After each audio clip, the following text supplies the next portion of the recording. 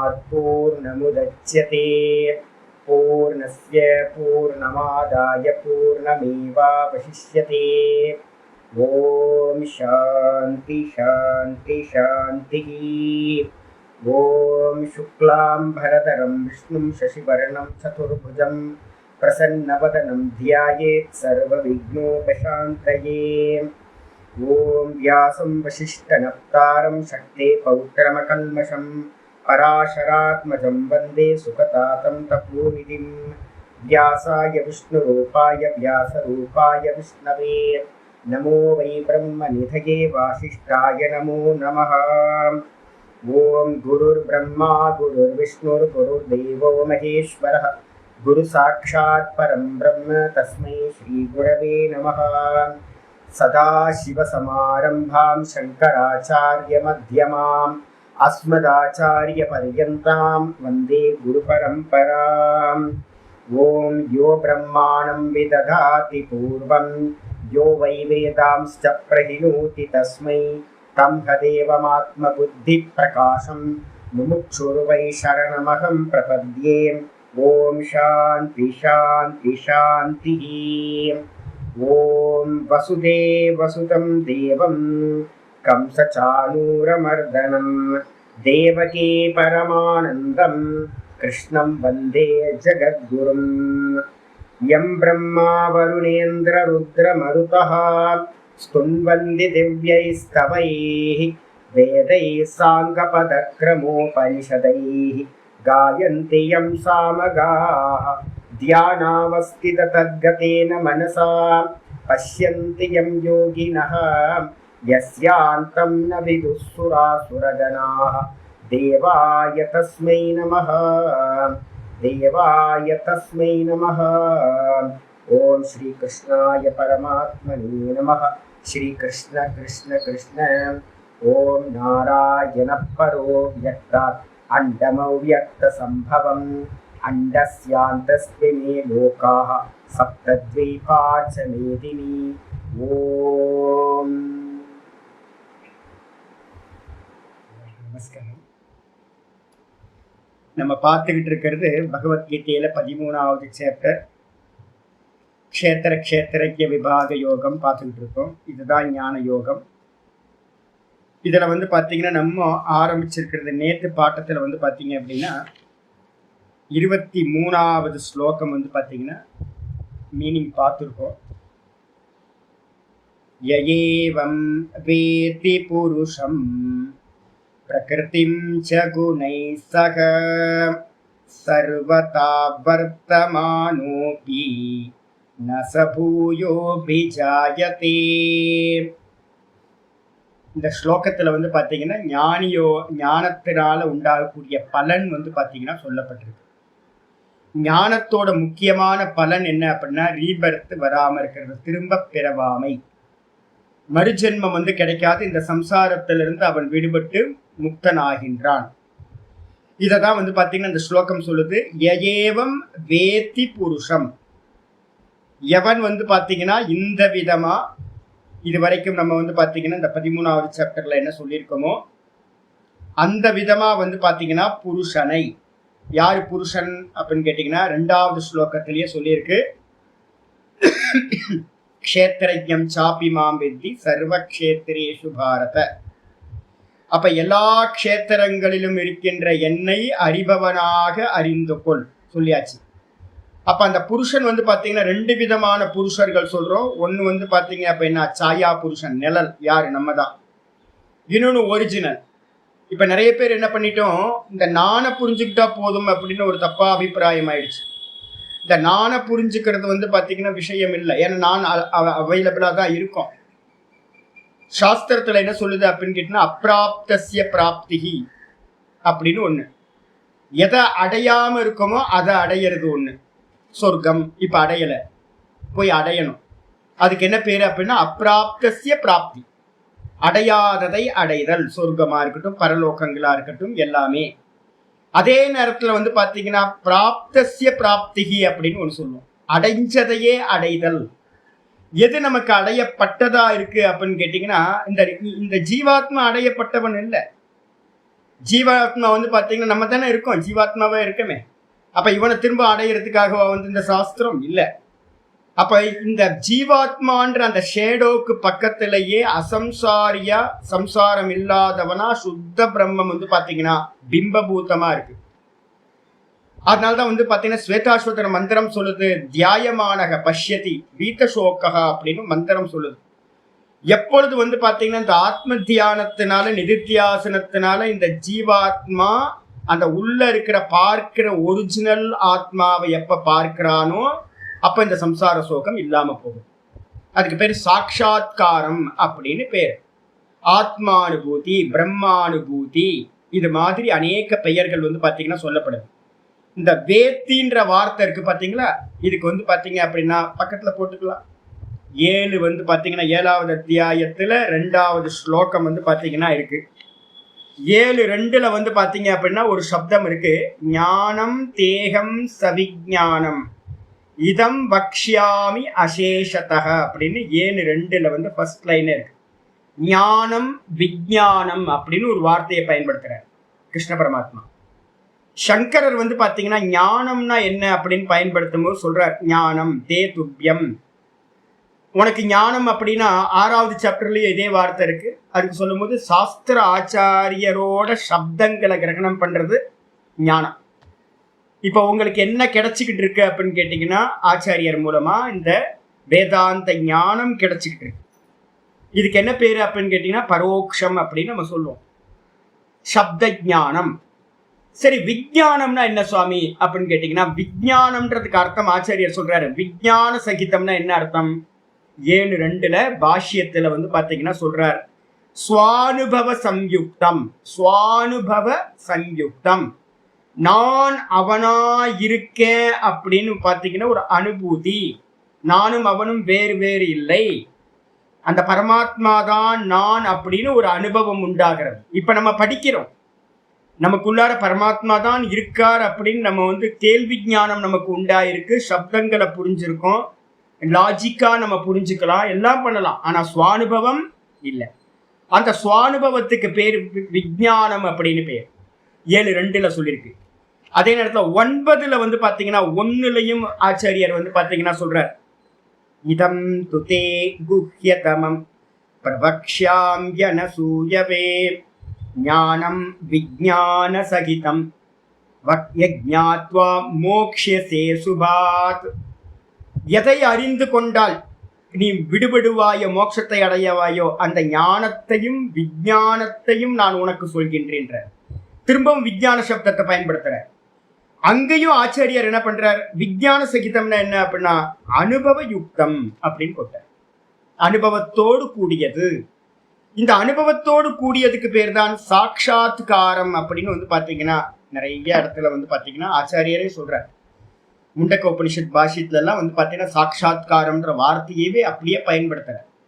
அப்ப என்ன அர்த்தம் அப்படின்னு கேட்டீங்கன்னா, எவன் நான் ஜீவன் இல்லை, நான் ரிஃப்ளக்ஷன் இல்லை, நான் பிரம்மமா இருக்கேன் அப்படின்னு, நான் புருஷனா இருக்கேன் அப்படின்னு தன்னையும், அதே நேரத்துல பிரகிருதிஞ்ச குணைஹி சக, இந்த பிரகிருதின்னு சொல்லக்கூடிய 3 குணங்கள் உள்ள மாயா இருக்கு பாத்தீங்களா, அதுதான் 24 தத்துவங்கள் மொத்தம். மாயையிலிருந்து 24 தத்துவங்கள் இந்த மொத்த என்டையர் கிரியேஷன். இது எல்லாம் வந்து பாத்தீங்கன்னா 3 குணங்களுடைய மாயையோடைய காரியம்தான் அப்படின்னு இந்த 3 குணங்களையும் அதனுடைய காரியங்களையும் சேர்த்து என்ன பண்றான் அப்படின்னு கேட்டீங்கன்னா அறிகின்றானோ. அப்ப என்ன அர்த்தம், இது எல்லாம் திருஷ்யம், நான் திரஷ்டா, ஏக்கமே ஒரே திரஷ்டா நான் மட்டும் அப்படின்னு எவன் அறிகிறானோ அவன், அந்த அறிந்தவன் வந்து பாத்தீங்க அப்படின்னா சர்வதா வர்த்தமானோபி, அவன் எந்த நிலையில இருந்தாலும், சாண்டாளனாயிருந்தாலும் கூட அவன் என்னுடைய குரு அப்படின்னு வந்து பாத்தீங்கன்னா இந்த ஞானத்தை உடையவன் சாண்டாளனாயிருந்தாலும் கூட என்னுடைய குரு அப்படின்னு மனிஷா பஞ்சகத்துல ஆச்சாரியார் சொல்றார். அப்ப என்ன அர்த்தம் அப்படின்னு கேட்டீங்கன்னா, நாய சமைச்சு சாப்பிடுற சாண்டாளனா இருந்தாலும், இல்ல கோயில்ல பூஜை பண்ணிக்கிட்டு இருக்கிற ஒரு வைதிகரா இருந்தாலும், ஹோமம் பண்ணிக்கிட்டு இருக்க நல்ல சதுர்வேதியா இருந்தாலும், இல்ல வந்து பாத்தீங்கன்னா ஒரு கிரகஸ்தாசிரமத்துல எதையாவது பண்ணிக்கிட்டு இருக்கவங்களா இருக்கட்டும், இல்ல ஸ்திரீகளா இருக்கட்டும், பிரம்மச்சாரிகளா இருக்கட்டும், கிரகஸ்தர்கள் சன்னியாசிகளா இருக்கட்டும், வானப்பிரஸ்தர்களா இருக்கட்டும், எந்த வாழ்க்கை முறையில இருந்தாலும் இந்த நான் அப்படின்ற தத்துவத்தை நான் பிரம்மமாயிருக்கேன்னு எவன் அறிகிறானோ அவன் என்ன ஆகிறான்? நச பூயோ நஜா அபிஜாயதே. அவன் திரும்பவும் பூயகனா திரும்பவும் அவன் இந்த சம்சாரத்துக்கு வருவதில்லை, திரும்ப பிறப்பதில்லை அப்படின்னு பாத்தீங்கன்னா மந்திரம் சொல்லுது. நம்ம நேற்று பாத்தீங்கன்னா எங்க ஆரம்பிச்சிருக்கோம் அப்படின்னா இதுக்கோட மீனிங் எல்லாம் பார்த்துட்டு இந்த நனு அப்படின்னு அடுத்த பேஜ்ல பாத்தீங்கன்னா 102வது பேஜ்ல கீழே இருந்து ஆரம்பிக்கிறோம். நம்ம பூர்வ பக்ஷி பாத்தீங்க அப்படின்னா இதுக்கான வியாக்கியானம் பாஷ்யம் வரைக்கும் பார்த்துட்டோம். இன்னும் பார்க்கலையா? அபிசப்தத்துல இருந்து பார்க்கணும். சரி, நம்ம ஃபுல்லாவே பார்த்துருவோமே, என்ன ஒரு பெரிய விஷயம்லாம் இல்லை, பார்த்துருவோம். வந்துருங்க, ஆரம்பிக்கும் போதுல இருந்து வந்துருங்க. பாஷ்யத்தோட ஆரம்பம் ஏவம் யதோக்த பிரகாரேன. ஏவம்ன்றதுக்கு அர்த்தம் யதோக்த பிரகாரேன, சொல்லப்பட்ட முறைப்படி. எவன் நம்ம வீட்டுல யார் வேணா இருக்கலாம், இந்த உலகத்துல யார் வேணா இருக்கலாம். அப்ப எவன் பாத்தீங்கன்னா குருநாதரோட அனுகிரகத்தினால, சாஸ்திரத்தோட அனுகிரகத்தினால சிரவண மனனத்தை முடிச்சு நிதித்தியாசனத்துல இந்த ஆத்மாவை, இந்த புருஷனை வேத்தினா புருஷனை அறிகிறானோ. எப்படி? சாட்சாத். சாட்சாத்னு அர்த்தம் நேரடியா பாத்தீங்கன்னா அகம் இதி, நான் தான் இந்த புருஷன் அப்படின்னு பாத்தீங்கன்னா நான் பரமஹம்சானந்தா இல்ல, நான் மனுஷன் இல்ல, நான் சம்சாரி இல்ல, நான் தேகம் இல்ல, நான் பாத்தீங்கன்னா சுத்த சைத்தன்யமா பிரம்மஸ்வரூபமா இருக்கேன் அப்படின்னு பாத்தீங்கன்னா எவன் அனுபவபூர்வமா நேரடியா அறிகின்றானோ. அது மட்டும் இல்லாம பிரகிருதியையும், எப்படிப்பட்ட பிரகிருதி? யதோக்தாம் அவித்யா லட்சணாம், சொல்லப்பட்ட அவித்யாக்கு இன்னொரு பேர் தான் பாத்தீங்கன்னா பிரகிருதி, அவ்யக்தம், அவ்யாக்கிருதம், இது மாதிரி நிறைய பேர்கள் பாத்தீங்கன்னா மூல பிரகிருதி, இதெல்லாம் பாத்தீங்கன்னா பிரகிருதின்னு பேர். அந்த அவித்யான்னு சொல்லக்கூடிய அஜ்ஞான லட்சணத்தை உடைய அந்த அவித்யாவை, பிரகிருதியை குணைகி அப்படின்னா என்ன அர்த்தம்? குணைகி சக அப்படின்னா சவிகாரைகி சக. மொத்தமும் என்ன அப்படின்னு கேட்டீங்கன்னா 23 தத்துவங்கள் தான் இந்த உலகத்தை பார்க்கிறோம். இது எல்லாம் எங்க இருந்து வந்துச்சுன்னா அந்த 24வதா இருக்கிற அந்த பிரகிருதியில இருந்து தான் வந்துச்சு. அப்ப இது எல்லாம், இந்த என்டையர் சிருஷ்டியே பாத்தீங்கன்னா பிரகிருதியோட குணங்கள், குணத்தோட காரியங்கள், சத்வரஜஸ்தமசோட காரியங்கள், இது எல்லாம் பாத்தீங்கன்னா ஜடம், திருஷ்யம், நான் பார்க்கிறவன் அப்படின்னு, நான் திரஷ்டா, இது பார்க்கப்படுகின்ற திருஷ்யங்கள், இது உண்மை இல்லை அப்படின்னு நிவர்த்திதாம் அபாவம் ஆபாதிதாம் வித்யா. நிவர்த்திதாம்னா என்ன அர்த்தம்? மித்யாத்துவ நிச்சயம் பண்றது அப்படின்னு பாத்தீங்கன்னா ஒண்ணு சொல்றோம். இது பொய், இது பொய், இது பொய், இது திருஷ்யம், இது பொய், சொப்பனம், இது சொப்பன மாதிரி, இது பொய் அப்படின்னு சொல்லி சொல்லி சொல்லி இந்த புத்திக்கு பாத்தீங்கன்னா ஆவர்த்தி பண்ணி இந்த புத்தி எதை பார்த்தாலும் பாத்தீங்கன்னா எப்படி சொப்பனத்துக்கு இம்பார்ட்டன்ஸ் இருக்குமோ, காணல் ஜலத்துக்கு எப்படி இம்பார்ட்டன்ஸ் இருக்குமோ, அது மாதிரி பாத்தீங்கன்னா இது எல்லாம் பொய் அப்படின்னு நீங்கி போற. இந்த விதமா அதை எல்லாத்தையும் நிவர்த்திதாம் அபாவம் ஆபாதிதாம் வித்யா. வித்யாவை வச்சுக்கிட்டு, என்ன வித்யா? ரொம்பலாம் வித்யாலாம் இல்லைங்க. ரொம்ப சப்தத்தெல்லாம் போட்டு பாத்தீங்கன்னா ஐயோ சாமி இவ்வளவு சொல்றாரு அவ்வளவு சொல்றாரு, இதெல்லாம் நமக்குள்ளார பாத்தீங்கன்னா ஏகப்பட்ட இது இருக்கு, ப்ராப்ளம்ஸ் இருக்கு. அதுக்காக தான் இவ்வளவு பேச வேண்டியிருக்கு. ஒரே ஒரு லைன் தான், வேற எதுவுமே இல்லை. 2வது ஸ்லோகத்தை எடுத்துங்க. க்ஷேத்திரஜ்ஞயோர் ஞானம் எத்தது ஞானம் மதம், அவ்வளவுதான். திரஷ்டா திருஷ்யம், இவ்வளவுதான். உங்க சாமர்த்தியம் இருந்துச்சுன்னா இவ்வளவுதான், வேற எதுவுமே இல்லை. இது எல்லாம் திருஷ்யம், சொப்பனத்துக்கு சமமானதுன்னு உங்களால ஒதுக்க முடிஞ்சுது அப்படின்னா அவ்வளவுதான், போதும். அப்ப இந்த மொத்தத்தையும் பாத்தீங்கன்னா வித்யான்றதுக்கு அர்த்தம் எதுன்னு கேட்டீங்கன்னா இதுதான் வித்யா, இதுதான் ஞானம். வித்யானா ஞானம். எது வித்யா? நான் பார்ப்பவன், இது பார்க்கப்படும் வஸ்து அப்படின்னு சர்வத்தையும் பாத்தீங்கன்னா திருஷ்யம்னு சொல்லி ஆபாதிதாம் அபாவம் கச்சதாம், அபாவம் ஆபாதிதாம், நல்ல அபாவத்தை அடைய வச்சு இல்லாம பண்ணிடுறது. இல்லாம பண்ணிட்டா மிச்சம் என்ன இருக்கும் அப்படின்னு கேட்டீங்கன்னா யோக சூத்திரத்துல கரெக்டா சொல்லுது, யோக சித்த விருத்தி நிரோதக ததா திரஷ்டிகு சுரூபே அவஸ்தானம். அப்ப என்ன ஆவான்னு கேட்டீங்கன்னா பார்ப்பவன் பார்ப்பவனிடத்திலேயே நிலை பெறுவான். வரப்போகுது உங்களுக்கு வந்து பார்த்தீங்கன்னா இன்னும் ஒரு 4 நாள் கழிச்சு வந்து பார்த்தீங்கன்னா யோக சூத்திரம் படிக்கிறவங்களுக்குலாம் ஃபீஸ்ட் வரப்போகுது. இப்போ இந்த பேசிக்கிட்டு இருக்க இதே விஷயம் மோட்சத்தை பற்றி வந்து பார்த்தீங்கன்னா தீபாவளி முடிஞ்சோன்னு வர கிளாஸில் ஆரம்பிச்சு அற்புதமான ஒரு பிரகரணம் உங்களுக்கு வந்து பார்த்தீங்கன்னா மோட்சத்தோட அந்த லாஸ்ட் டிப்பில் என்னெல்லாம் நடக்கும் எல்லாத்தையும் ஆச்சாரியர் சொல்ல போகிறார். வியாச பகவான் வந்து பார்த்தீங்கன்னா பாஷைக்கு நல்ல கிளாரிட்டி கொடுப்பார். அப்போ என்ன அர்த்தம் அப்படின்னு கேட்டிங்கன்னா, தான் தானா நிற்கிற அந்த நிலை வந்து பார்த்தீங்க அப்படின்னா எப்படி கிடைக்கும்? தனக்கு அந்நியமாக இருக்கிறது எல்லாத்தையும் நீக்கினதுக்கு பிறகு, அவித்யாவை திருஷ்யத்தை எல்லாத்தையும் நீக்கினதுக்கு பிறகு தான் தானாய் நிற்றல் நடக்கும். இதுதான் இங்க சொல்லியிருக்கு. சரி, அப்படி நின்னவன் வந்து பார்த்தீங்கன்னா எந்த நிலையில இருக்கான்? சர்வதா. சர்வதான என்ன அர்த்தம்? சர்வ பிரகாரேன வர்த்தமானக அபி. அவன் எந்த நிலையில வேணா இருக்கலாம். நம்ம அதால் தான் வந்து பார்த்தீங்கன்னா என்கிட்ட யாராவது வரும்போதே ஒரு அம்மா வந்தாங்க, எங்கேயோ ஸ்வீடன்லேயோ எங்கேயோ இருக்காங்க. அவங்க ஃபோன் பண்ணும்போது, சுவாமி என்னை வந்து பார்த்தீங்க அப்படின்னா ஸ்திரீன்னு சொல்லி இதெல்லாம் படிக்கக்கூடாது, இதை படிக்கக்கூடாதுன்னே சொல்லிட்டு இருந்தாங்க சுவாமி. இப்போ உங்கள் கிளாஸ் கேட்கும் போது எனக்கு வந்து பார்த்தீங்கன்னா தைரியம் வருது சாமி. நான் சொன்னேன், யார் சொன்னது? வேதாந்தம் கேட்கறதுக்கு யாருக்கு ரைட்ஸ் இருக்கு அப்படின்னு கேட்டினா, யாருக்கெல்லாம் பந்தம் ஃபீல் ஆகுதோ, நான் பந்தப்பட்டிருக்கேன் அப்படின்னு விடுதலை அடையிறதுக்கு அவங்களுக்கு எல்லாத்துக்கும் உரிமை இருக்கு. நான் ஒரு சம்சாரியா இருக்கேன் அப்படின்னு, நான் ஜீவனா இருக்கேன் அப்படின்னு ஒருத்தன் நினைக்கிறான், ஐயோ சாமி நான் எப்படியாவது தப்பிச்சு போகணும் அப்படின்னா, இந்த ஒரு தாட்டு ஒருத்தருக்கு இருந்தா அவங்க தான் அதிகாரி. முமுட்சுத்துவம் அப்படின்னு ஒரே ஒரு தாட்டு சொல்றேன். அது வந்து பார்த்தீங்கன்னா எங்க வேணா இருக்கலாம். அது ஸ்திரீ இல்லாம் பேதம்லாம் இல்லை. அதனால தான் நான் அடிக்கடி சொல்றது என்னன்னா, வேதாந்தத்துக்குள்ளார ஜீவன் தான் உடைய கணக்கு ஒழிய ஆணு பெண்ணு இங்கிலீஷ்காரன் அப்புறம் ஆப்பிரிக்கன்காரன் இந்தியன் அதெல்லாம் எந்த ப்ராப்ளமும் இல்லை. வசதியானவன் வசதி இல்லாதவன் அதெல்லாம் ஒன்றும் இல்லை. இங்க என்ன பேச்சு அப்படின்னா, இந்த வேதாந்தத்துல ஒரே பேச்சு ஜீவன். அதான் அந்த ஜீவனுக்கு வந்து பார்த்தீங்கன்னா எந்த விதமான கர்மத்தினால எந்த விதமான சரீரம் கிடைச்சிருக்குன்னு தெரியாது. மகாவியாதன் அப்படின்னு வந்து பார்த்தீங்க அப்படின்னா மகாபாரதத்தில் வந்து பார்த்தீங்கன்னா ஒருத்தரோட கேரக்டரை பற்றி சொல்லும் போது, கசாப்பு கடையில மாமிசத்தை வெட்டிக்கிட்டு இருக்கிறாள். நம்மளால நின்று பார்க்க முடியுமா? 10 நிமிஷம் யோசிச்சு பாருங்க. நான் கிராஸ் பண்ணும் போது என்ன பண்றாங்கன்னு பார்த்தாவே எனக்கு வந்து இப்பெல்லாம் பார்க்கறதே இல்லை. அந்த பக்கம் என்ன பண்றான்னு கொஞ்சம் நம்ம ஏதாவது டீச்சிங் பண்றதுக்கு ஹெல்ப் பண்ணலாம் அப்படின்னு ஹெல்ப் பண்ணுவோம் அப்படின்னு பார்க்கலானாவே அதை பார்க்க முடியல. அப்போ வந்து பார்த்தீங்கன்னா நம்மளால பார்க்க முடியாத காரியத்தை மகாவியாதன் அப்படின்னு ஒரு பெரிய வேடனை வந்து பார்த்தீங்கன்னா சொல்லப்பட்டிருக்கு. அவர் கசாப்பு கடையில இருந்தார் பூரண ஞானத்தோட. அப்போ வந்து பார்த்தீங்கன்னா என்ன அர்த்தம் அப்படின்னா, கசாப்பு கடையில இருக்கலாம், அஷ்டாவக்கரர் மாதிரி 8 கோணலோட இருக்கலாம், கற்பாம்பூச்சி மாதிரி இருக்கலாம். இது மாதிரி நிறைய பேர் இந்த உலகத்துல வந்து பார்த்தீங்கன்னா விதமா அக்கம்மால வந்து பார்த்தீங்கன்னா ரொம்ப ஃபேமஸா நம்ம அக்கம்மாளோட சரித்திரத்தை பார்த்தோம் அப்படின்னா தெரியும். கார்கி இருந்திருக்காங்க. அப்ப பெண்களா வந்து பார்த்தீங்கன்னா ஏகப்பட்ட பேர் பெண்களும் இருந்திருக்காங்க, ஆண்களும் இருந்திருக்காங்க, எல்லா அவஸ்தையிலையும் இருந்திருக்காங்க. அப்ப என்ன அர்த்தம் அப்படின்னு கேட்டீங்கன்னா, இந்தியா ஃபுல்லா பார்த்தீங்கன்னா ஞானிகளுக்கு எல்லா அவஸ்தைகள்லையும் ஞானிகள் இருந்திருப்பாங்க.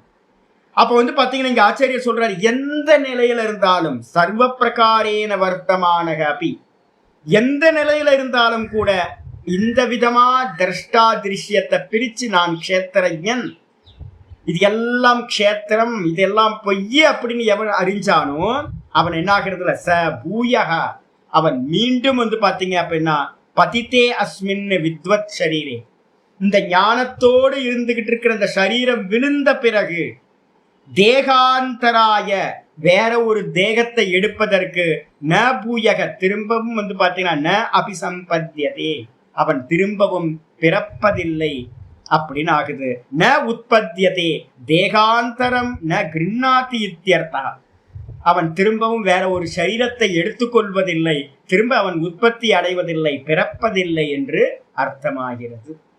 அப்ப வந்து பார்த்தீங்கன்னா ஒரு ஆஸ்வாசம் வந்துடணும் நம்ம எல்லாத்துக்கும். வந்து பார்த்தீங்கன்னா வேதாந்தத்துல மோட்சம் அடைகிறதுக்கு வந்து பார்த்தீங்கன்னா ரைட்ஸ் கொடுத்துருக்கு. அப்போ வந்து பார்த்தீங்கன்னா ஆச்சாரியர் சொல்றார், இனிமே வந்து பார்த்தீங்கன்னா சாஸ்திரம் இந்த கர்மா தியரியை பத்தி பேச ஆரம்பிச்சு போறோம். ஆச்சாரியர் சொல்றார், அபிஷப்தாத் வர்த்தமானோப்பி இருக்குல்ல, அவன் எந்த நிலையில் இருந்தாலும் கூடன்னு போட்டிருக்கு. அப்படின்றதுக்கு அர்த்தம் வர்த்தமானோ அபி, அவன் எந்த நிலையில் இருந்தாலும் கூடன்னு சொல்லியிருக்கு. அதுக்கு ஏன் அப்பி சொல்லணும், கூடன்னு ஏன் சொல்லணும் அப்படின்னு கேட்டீங்கன்னா ஆச்சாரியர் சொல்றார், அபிஷப்தாத் கிமு வக்தவ்யம் ஸ்வ விருத்தஸ்தோ ந ஜாயதே இது அபிப்பிராய. என்ன அர்த்தம் அப்படின்னு கேட்டீங்கன்னா, நான் வியாதனை பத்தி சொன்னேன்ல, மகாவியாதனை பத்தி, வேடன், கசாப்பு கடைக்காரன். அப்ப வந்து பாத்தீங்கன்னா அவன் வந்து பாத்தீங்கன்னா தன்னோட சுதர்மத்தை வந்து பாத்தீங்கன்னா அவன் பண்ணிக்கிட்டு இருந்தான். அவன் வந்து பாத்தீங்கன்னா ஐயோ இது கசாப்பு கடை, இது வந்து பாத்தீங்கன்னா என் வேலை வந்து பாத்தீங்கன்னா கீழானது அப்படின்னு நினைக்கல. அதே நேரத்துல வந்து பாத்தீங்கன்னா நான் பூஜை பண்ண போறேன்னு அவன் போகல. அப்ப என்னன்னு கேட்டீங்கன்னா, உங்களுக்கு ஸ்வதர்மத்துல நிக்கிறது தான் பகவத்கீதையோட முக்கியமான தாற்பயம். கர்மத்துல எல்லாம் ஒரு விஷயம் இல்லைங்க. செருப்பு தைக்கலாம், இல்ல பூஜை பண்ணலாம், எது வேணா, வேதம் படிச்சுட்டு ஹோமம் பண்றதும் செருப்பு தைக்கிறதும் வந்து பாத்தீங்கன்னா ரெண்டும் ஈக்குவல். நான் சில சமயம் வந்து பாத்தீங்கன்னா செருப்பு தைக்கிறவங்கள்ட்ட போய் பார்ப்பேன். நான் என்ன பக்திகள்ங்க, ஆச்சரியமா இருக்கு. எனக்கு என்னன்னு கேட்டீங்கன்னா மகா தரித்திரம், என்ன ஜென்யூனா இருக்காங்க. நான் ஒரு ஆளை நான் வந்து அந்த தியேட்டருக்கு எதிர்க்க மாதிரி ஒரு ஆள்கிட்ட போய் நான் வந்து பாத்தீங்க அப்படின்னா கொஞ்சம் ஏதோ கொடுத்த எக்ஸ்ட்ரா கொடுத்தா, இல்லை சாமி வேணாம் சாமி அப்படின்னு. அவருக்கு வந்து பாத்தீங்கன்னா ஒரு நாளைக்கு வருமானமே வந்து பாத்தீங்கன்னா ஒரு 300-400 ரூபாய் வந்தா பெரிய விஷயம். குடும்பத்தை ஓட்டினா பரவாயில்ல, இருக்கட்டும் ஒரு 100 ரூபாய் வைங்க அப்படின்னா வாங்க மாட்டேன் அப்படிங்கிற. ஒரு 10 ரூபாயில வந்து பாத்தீங்க அப்படின்னா சாதாரண மனிதர்கள் வந்து பாத்தீங்கன்னா அவ்வளவு ஜென்யூனா இருக்காங்க. இப்ப யோசிப்பு இருக்கு. அப்ப என்ன வேலை செய்யறோன்றதுல வந்து பாத்தீங்கன்னா இங்க வந்து தாற்பயம் இல்லவே இல்லை. அதுதான் இங்க சொல்றாரு. என்னன்னு கேட்டீங்கன்னா, எந்த வேலையா இருக்கட்டும், ஆனா ஸ்வதர்மமா இருந்து அவங்க அதை பண்ணிட்டு இருக்காங்க அப்படின்னா அது ரொம்ப உத்தமமாச்சு. ஸ்வதர்மே விகுணம், ஸ்வதர்மே ஸ்ரேயா, பரதர்மாத் சொனுஷ்டிதாத் அப்படின்னு இருக்கு. பரதர்மத்தை அனுஷ்டிக்கிறத காட்டிலும் ஸ்வதர்மம் மிகவும் உயர்ந்தது. அப்படி இருக்கும்போது என்ன அர்த்தம், இந்த அபிஷப்தத்துக்கு என்ன அர்த்தம்னா, எந்த நிலையில இருந்தாலும் ஒருத்தர் வந்து பாத்தீங்கன்னா இந்த ஞானத்தை உடையவன் முக்தி அடைவான், திரும்ப பிறப்பதில்லை அப்படின்னா, ஒருத்தன் தன்னுடைய வேலையை ஒருத்தன் பண்ணிக்கிட்டு இருக்கான் அப்படின்னா, தன்னுடைய வேலை தனக்கு என்ன பிராப்தி ஆச்சோ அதை பண்ணிக்கிட்டு இருக்கான் அப்படின்னா கிமு வக்தவியம், அவனை பத்தி என்ன சொல்ல வேண்டி இருக்கு. கைமுத்திக்க நியாயம் சொல்லுவோம். அவனை பத்தி என்ன சொல்ல வேண்டியிருக்கு, உள்ளங்கை நெல்லிக்கனி மாதிரி ஸ்பஷ்டம். என்ன அப்படின்னா ஸ்வவிருத்தஸ்தோ, தன்னுடைய இயல்பா கிடைச்ச தன்னுடைய சுதர்மத்துல எவன் நிற்கின்றானோ அவன் நஜாயத்தை இது அபிப்பிராயக, அவன் நிச்சயமா இந்த ஞானத்தை உடையவனா இருந்தா அவன் திரும்ப பிறப்பதே இல்லை என்று அர்த்தமாகிறது. ஒண்ணு எந்த நிலையில இருந்தாலும் பரவாயில்லன்னு சொல்லியாச்சு. கூடவே வந்து பாத்தீங்கன்னா எந்த நிலையில, செருப்பு தைக்கிறவனா இல்ல மாமிசம் வெட்டுறவனா எவாரா வேணா இருக்கலாம். இப்ப என்ன யூனிவர்சல் ஞானம் பாருங்க. இந்த ஞானம், இந்த ஞானத்துக்கு வந்து பாத்தீங்கன்னா ஜாதி மத பேதம் இல்லை, ஆண் பெண் பேதம் இல்லை, என்ன தொழில் பேதம் இல்லை. யாரா இருந்தாலும் இந்த திரஷ்டா திருஷ்யத்தோட ஞானம் இருந்துச்சுன்னா அவன் திரும்ப பிறப்பான் சொல்லியாச்சு. எல்லாமே தூரகம் சொல்லியிருக்குல்ல. விவேகசுடாமணியில வந்து பாத்தீங்கன்னா ஜாதி நீதி குல கோத்திர தூரகம். இந்த பிரம்மத்தை பத்தி சொல்லும் போது இந்த பிரம்மம் வந்து பாத்தீங்கன்னா ஜாதி நீதி குலம் கோத்திரம் இதெல்லாம் எங்க வந்துருது, திருஷ்யத்துக்குள்ளதான் வந்துருது. ஆத்மாக்கு வந்து பாத்தீங்கன்னா இது எதுவுமே இல்லையே, இதோட ரொம்ப தூரம் இந்த ஆத்மா, இந்த பிரம்ம தத்துவம் அப்படின்னு சொல்லியாச்சு. சொன்னதுக்கு பிறகு பூர்வபக்ஷி ஆரம்பித்தார் சாஸ்திரார்த்தம். நனு யத்யபி ஞான உத்தர அனந்தரம் பூர்வ ஜென்ம புனர்ஜென்ம அபாவக உக்தா. நீங்க என்ன சொன்னீங்க, இப்போ ஒவ்வொன்றா வந்துருங்க. யத்யபி நீங்க சொன்னது எப்படி இருந்தாலும் ஞான உற்பத்தி அனந்தரம், ஒருத்தருக்கு ஞானம் உற்பத்தி ஆயிடுச்சு. இப்போ இந்த இந்த இந்த பாஷ்யத்துல இருந்து என்ன பண்ணணும் அப்படின்னு கேட்டீங்கன்னா, ஒரு ஒரு சாட்சாத்காரம்னு ஒண்ணு இருக்குன்றத நீங்க என்ன பண்ணி ஆகணும், பண்ணணும். ஏன் அப்படின்னா ஆச்சாரியர் என்ன சொல்றாரு, ஒண்ணுக்கு பின்னாடி ஒண்ணுக்கு முன்னாடி அப்படின்னு வந்து பாத்தீங்கன்னா இங்க எல்லா இடத்தையும் சொல்றாரு. ஞான உத்தர காலம் அப்படின்னு என்ன அர்த்தம், ஞானம் உற்பத்தி ஆனதுக்கு பிறகு, சாட்சாத்காரத்துக்கு பிறகு, சாட்சாத்காரத்துக்கு முன்னாடி அப்படின்னு எடுத்துக்கணும். அப்ப என்ன அர்த்தம், ஒரு சாட்சாத்காரம்ன்ற ஒரு நிகழ்வு வந்து பாத்தீங்கன்னா இருக்கு எல்லா இடத்துலயும். இப்ப நம்ம புத்தாவை பாக்குறோம், புத்தாவோட இதை பார்த்தீங்க அப்படின்னா அவர் ஞானம் அடைந்த இடம் அப்படின்னு வந்து பாத்தீங்கன்னா ஒரு போதி மரத்தை வந்து வச்சு இது பண்ணிட்டு இருக்காங்க. எல்லா மகான்களுக்கும் வந்து பாத்தீங்க அப்படின்னா அவங்க ஞானம் அடைஞ்ச இடம்னு ஒண்ணு வச்சிருக்காங்க. அப்ப என்ன அர்த்தம்னு கேட்டீங்கன்னா, ஒரு காலம் வந்து பாத்தீங்கன்னா அனுபூதின்றது ஒண்ணு இருக்கு. புத்தியில புரிஞ்சுக்கிறது மெதுவா புரிஞ்சுக்கணும். இப்ப வந்து பரோட்ச ஞானம் எப்படி உண்டாகுது, ஒரே நாள்ல பரோட்ச ஞானம் உண்டாகிறது, படிக்க வேண்டியிருக்கு. இப்ப நமக்கு ஆரம்பிச்சு 4 வருஷம் ஆகுது. அப்ப மெதுவா நீண்ட காலம் இந்த சப்தங்கள் உள்ள போய் ஒரு நல்ல ஒரு தெளிவான மனநிலை உண்டாகுது. சரி, இதே மாதிரி வந்து பாத்தீங்கன்னா அனுபூதி ஞானம்ன்றது வந்து பாத்தீங்கன்னா எப்படி உண்டாகும் அப்படின்னா மின்னல் கீற்று போல அப்படின்னு சாஸ்திரம் சொல்லும். இந்த மின்னல் எப்படி வந்து பாத்தீங்கன்னா ஒரு க்ஷணம் வந்தோடனே அந்த மின்னல் என்ன பண்ணும் அப்படின்னா, கைத்துல நம்ம பாம்பை பார்த்தோம், அந்த மின்னல் வந்த உடனேயே ஒரே ஒரு க்ஷணம், அந்த க்ஷண மாத்திரத்துல அது என்ன பண்ணிடுச்சு அப்படின்னா, பாம்பு இல்லை அது கயிறுன்னு காட்டிடுச்சு. திரும்ப பாம்பு பார்ப்பீங்களா? ஒரு க்ஷணம் வந்து கயிறை நீங்க பார்த்துட்டீங்கன்னா அதுக்கப்புறம் திரும்ப பாம்பை நீங்க பார்க்கவே மாட்டீங்க. இதான் அனுபூதி அப்படின்னு பேர். சங்கரர் வந்து பாத்தீங்கன்னா பாஷ்யத்துல சொல்லும் போது இந்த எக்ஸாம்பிள் சொல்றார், மின்னல் கீற்றோட எடுத்துக்காட்டு. அப்ப என்ன அர்த்தம்னு கேட்டீங்கன்னா, ஞான உற்பத்தி அனந்தரம், ஞானம் உண்டானதுக்கு பிறகு இருக்கிற காலத்துல புனர்ஜென்ம அபாவக உக்தக, அவன் வந்து பாத்தீங்கன்னா திரும்பவும் பிறப்பது இல்லை. ஞானம் உற்பத்தி ஆனதுக்கு பிறகு அவன் திரும்பவும் பிறப்பதில்லை அப்படின்னு சொல்லிட்டீங்க. ததாபி, ஆனாலும் கூட பிராக்கு ஞான உற்பத்தே, ஞானம் உண்டாகிறதுக்கு முன்னாடி, அப்போ ஒருத்தருக்கு வந்து பாத்தீங்கன்னா ஒரு 50 வயசுல வந்து பாத்தீங்கன்னா ஒரு ஞானத்தை அடைகிறார்னு வச்சுங்க. அப்போ அவர் வந்து பாத்தீங்கன்னா திரும்ப பிறப்பதில்லைன்னு சொல்லிட்டீங்க. ஆனா அந்த 50 வயசு வரைக்கும் வந்து பாத்தீங்க அப்படின்னா கிருதானாம் கருமனா, அவன் சரீரத்துல 50 வயசு வரைக்கும் கர்மா பண்ணியிருப்பார்ல, புண்ணியங்கள் பாப்பங்கள் ரெண்டும் கலந்தது அப்படின்னு 3 விதமான கர்மாக்கள் பண்ணியிருப்பார்.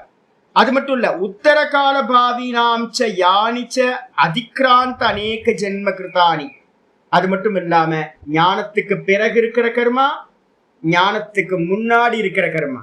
50 வயசுக்குள்ள ஒருத்தர் ஞானி ஆகிறார் அப்படின்னா, சாட்சாத்காரம் அடைகிறாருன்னா 50 வயசுக்கு முன்னாடி பண்ண வரைக்கும், அதுக்கப்புறம் 50 வயசு அப்புறம் வந்து அந்த சரீரம் விழ வரைக்கும் இருக்கிற கர்மா 2 ஆயிடுச்சு.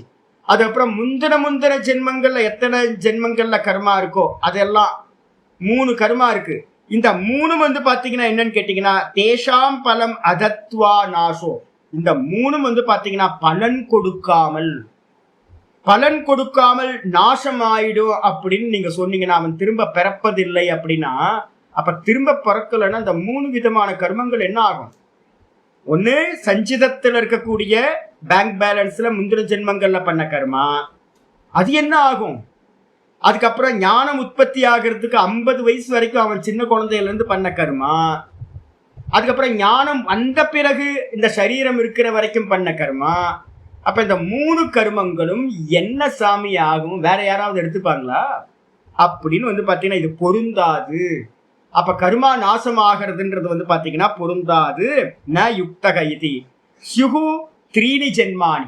அப்ப அவன் பூர்வபக்ஷி என்ன சொல்றானா, கண்டிப்பா ஞானத்தை அடைஞ்ச பிறகு 3 ஜென்மங்கள் கிடைக்கும். இது ஒரு மதம். இவங்க நிறைய பேர் என்ன சொல்றாங்க அப்படின்னு கேட்டீங்கன்னா, ஞானத்துக்கு முன்னாடி பண்ண கர்மத்துக்கு ஒரு ஜென்மா, ஞானத்துக்கு பின்னாடி சரீரம் இருக்கிற வரைக்கும் அதுல பண்ணப்பட்ட கர்மா 2வது ஜென்மத்தை கொடுக்கும். அதுக்கப்புறம் மொத்த சஞ்சிதத்துக்கு சேர்த்து ஒரு ஜென்மம். அப்ப வந்து பாத்தீங்கன்னா 3 ஜென்மம் கண்டிப்பா அவன் எடுக்க வேண்டி இருக்கும் அப்படின்னு பூர்வபக்ஷி. உடனே வந்து பாத்தீங்கன்னா திரும்ப சொல்ற, ஏன் அப்படின்னா பூர்வபக்ஷியே வந்து பாத்தீங்கன்னா கண்டினியூ பண்றான். என்ன சொல்றான் அப்படின்னா, பூர்வபக்ஷி இருக்கா, ஆமா போட்டு அடுத்த பேராகிராஃபும் பூர்வபக்ஷி தான். ஏன் அப்படின்னு கேட்டீங்கன்னா, கிருத விப்ரநாசோகி ந யுக்தக இதி, அதாவது எப்பவுமே ஒரு கர்மா பண்ணணும் அப்படின்னா அந்த கர்மா வந்து பலன் கொடுக்காம போச்சுன்னா கிருத்த விப்ரநாசம். ஏதோ ஒரு கர்மா பண்றோம், அந்த கர்மா வந்து பாத்தீங்கன்னா நஷ்டமாகி போகுது பலன் கொடுக்காமையே, அப்படின்னா பலன் கொடுக்காமல் நஷ்டமாகி போகும் அப்படின்னா அது வந்து பாத்தீங்கன்னா பொருந்தாது. ஏன் பொருந்தாது அப்படின்னு கேட்டா, யதா பலே பிரவருத்தானாம் ஆரப்த ஜென்மனாம் கர்மனாம்.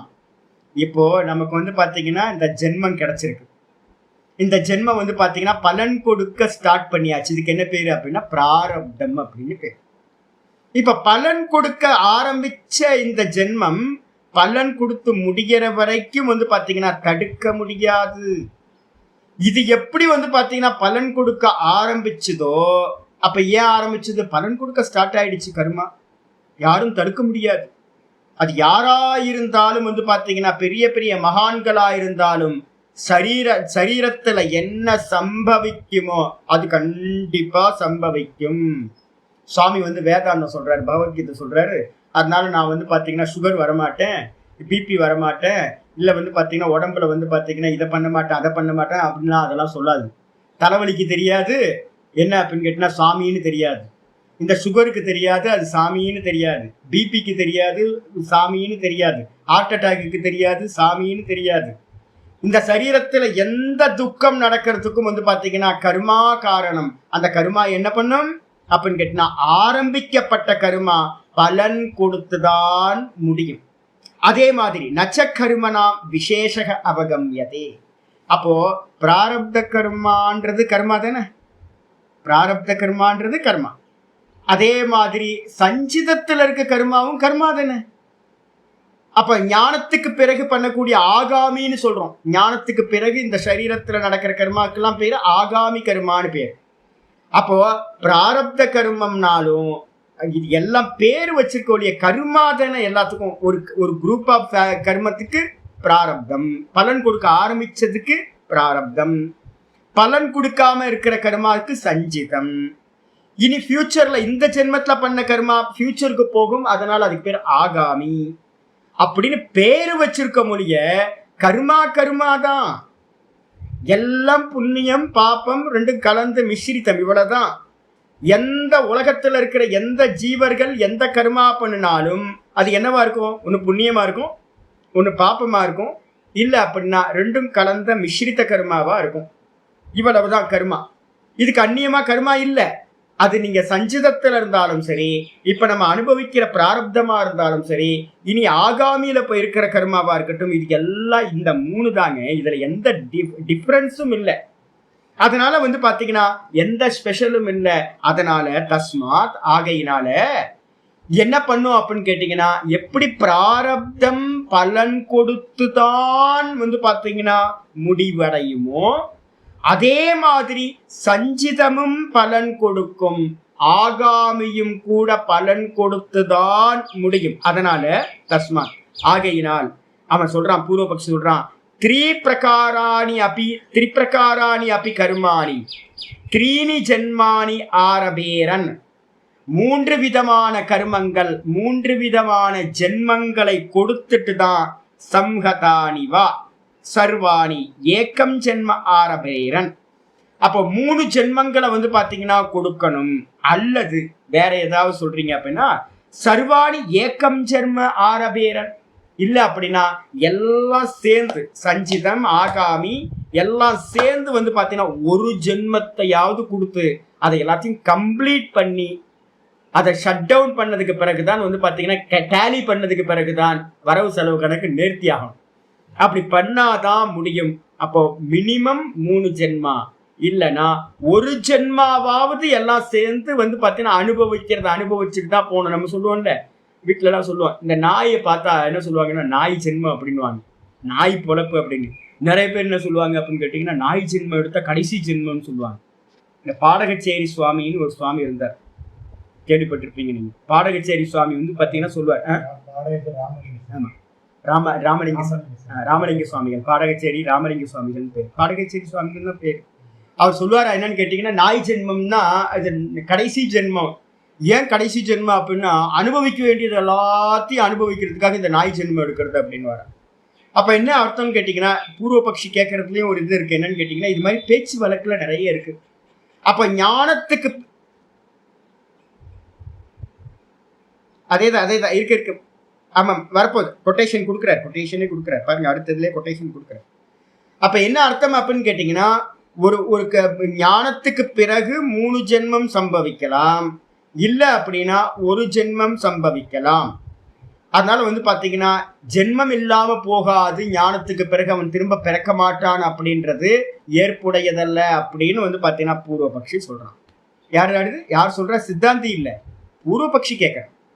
உடனே ஆச்சாரியர் சொல்றாரு என்னன்னு கேட்டீங்கன்னா, அன்யதா, ஒருவேளை நீங்க இதை ஸ்வீகாரம் பண்ணலன்னு வச்சுங்களேன், இதை நீங்க அக்செப்ட் பண்ணலன்னா என்ன ஆகும் அப்படின்னா, கிருதவிநாசே சதி, நம்ம செய்யப்பட்ட கர்மா வந்து பலன் கொடுக்காம நாசமாச்சுன்னா கிருதவிநாசே சதி சர்வத்திர அனாஸ்வாச பிரசங்க. இப்ப என்ன கேள்வி வரும் அப்படின்னா, கர்மா பலன் கொடுக்காம நாசமாகும் அப்படின்னா நீங்களும் நானும் ஏதாவது கர்மா பண்ணுவோமா? இந்த உலகத்துல வந்து பாத்தீங்க அப்படின்னா கர்மா ஏன் நல்லா நடந்துகிட்டு இருக்கு அப்படின்னு கேட்டீங்கன்னா, கர்மா வந்து பாத்தீங்கன்னா பலன் கொடுத்தே ஆகும். எந்த ஒரு கர்மாவும் வந்து பாத்தீங்க அப்படின்னா நியூட்டன்ஸ் லாலாம் இல்லை, இதெல்லாம் சாஸ்திரத்துல விதி. வேதத்தோட விதி. படைக்கும் போதே பகவான் அது மாதிரி தான் படைச்சிருக்கார். நியதி அப்படின்னா என்ன? விதின்றதுக்கு அர்த்தமே கர்மாக்கு பேர் தான் விதி. என்ன கர்மா பண்றீங்களோ அது மயிரிலை பிசகாமல் என்ன பண்ணும்? ஆனால் என்ன பண்ணும்னா தேசகால நிமித்தத்துக்காக வெயிட் பண்ணும். மெச்சூரிட்டி ஆகி அது என்ன ஆகும்? ஒரு ஒரு விதை வந்து பார்த்தீங்கன்னா போடுறோம். நான் வந்து பார்த்தீங்க அப்படின்னா பச்சை பயிரை வந்து பார்த்தீங்கன்னா ஊற வச்சேன். ஊற வச்சுட்டு வந்து பார்த்தீங்கன்னா அப்படியே விட்டுட்டேன். விட்டதுக்கு அப்புறம் பார்த்தா எல்லாம் பெரிய பெரிய செடியாக வந்து போச்சு. சாப்பிட முடியல. எடுத்து வச்சா கசப்பாக இருக்கு. தூக்கி ஒட்டிட்டேன். அவ்வளோதான், சாப்பிட முடியல அப்படின்னு. வெந்தயத்தை எடுத்து வச்சா வந்து பார்த்தீங்கன்னா தண்ணியை குடிச்சிட்டு வெந்தயத்தை வச்சா அது மறுநாள் வந்து பார்க்குறேன் எல்லாம் முளையா வந்திருக்கு. அப்போ எவ்வளோ ஈஸி பாருங்க. பச்சை பயிரும் இந்த வெந்தயமும் வேகமாக முளை வந்து செடி ஆயிடுது. ஆனால் வந்து பார்த்தீங்கன்னா நிறைய விதை வில்வ மரத்தை போட்டிங்க அப்படின்னா மறந்துட வேண்டியதான். ஒரு வருஷம் கழிச்சு வந்து பார்த்தீங்கன்னா வருமா வராதான்னு கூட தெரியல. திடீர்னு எப்போ தெரியும், ஐயோ இங்கே வில்வம் வச்சமானமோ அப்படின்னு இருக்கும். வில்வ விதை போட்டோன்னா அப்போ ஒவ்வொன்றும் பலன் கொடுக்கறதுக்கு வந்து பார்த்தீங்க அப்படின்னா எப்படி விதைகள் வந்து பார்த்தீங்கன்னா பலன் கொடுக்கறதுக்கு ஒவ்வொன்றும் ஒவ்வொரு காலம் நேரம் இதெல்லாம் பார்த்து பலன் கொடுக்குதோ அதே மாதிரி கர்மாக்கள் எல்லாமே விதைக்கு சமமானது. ஒவ்வொரு விதையும் எப்படி காலத்தை ஒவ்வொருத்துக்கும் காலம் வேறையோ அதே மாதிரி கர்மாவை நம்ம பண்றதும் விதவிதமா பண்றோம். இது எல்லாம் பலன் கொடுக்கறது வந்து பார்த்தீங்கன்னா நான் இன்னைக்கு பண்ண நாளைக்கே கிடைச்சிடணும் அப்படிலாம் எந்த ரூல்ஸும் வந்து பார்த்தீங்கன்னா வச்சுக்காதீங்க. ஏன்னு கேட்டீங்கன்னா 3 விதமா மிருது மத்திய அதிமாத்திர அப்படின்னு வந்து பார்த்தீங்கன்னா யோக சூத்திரத்துல சொல்லுது.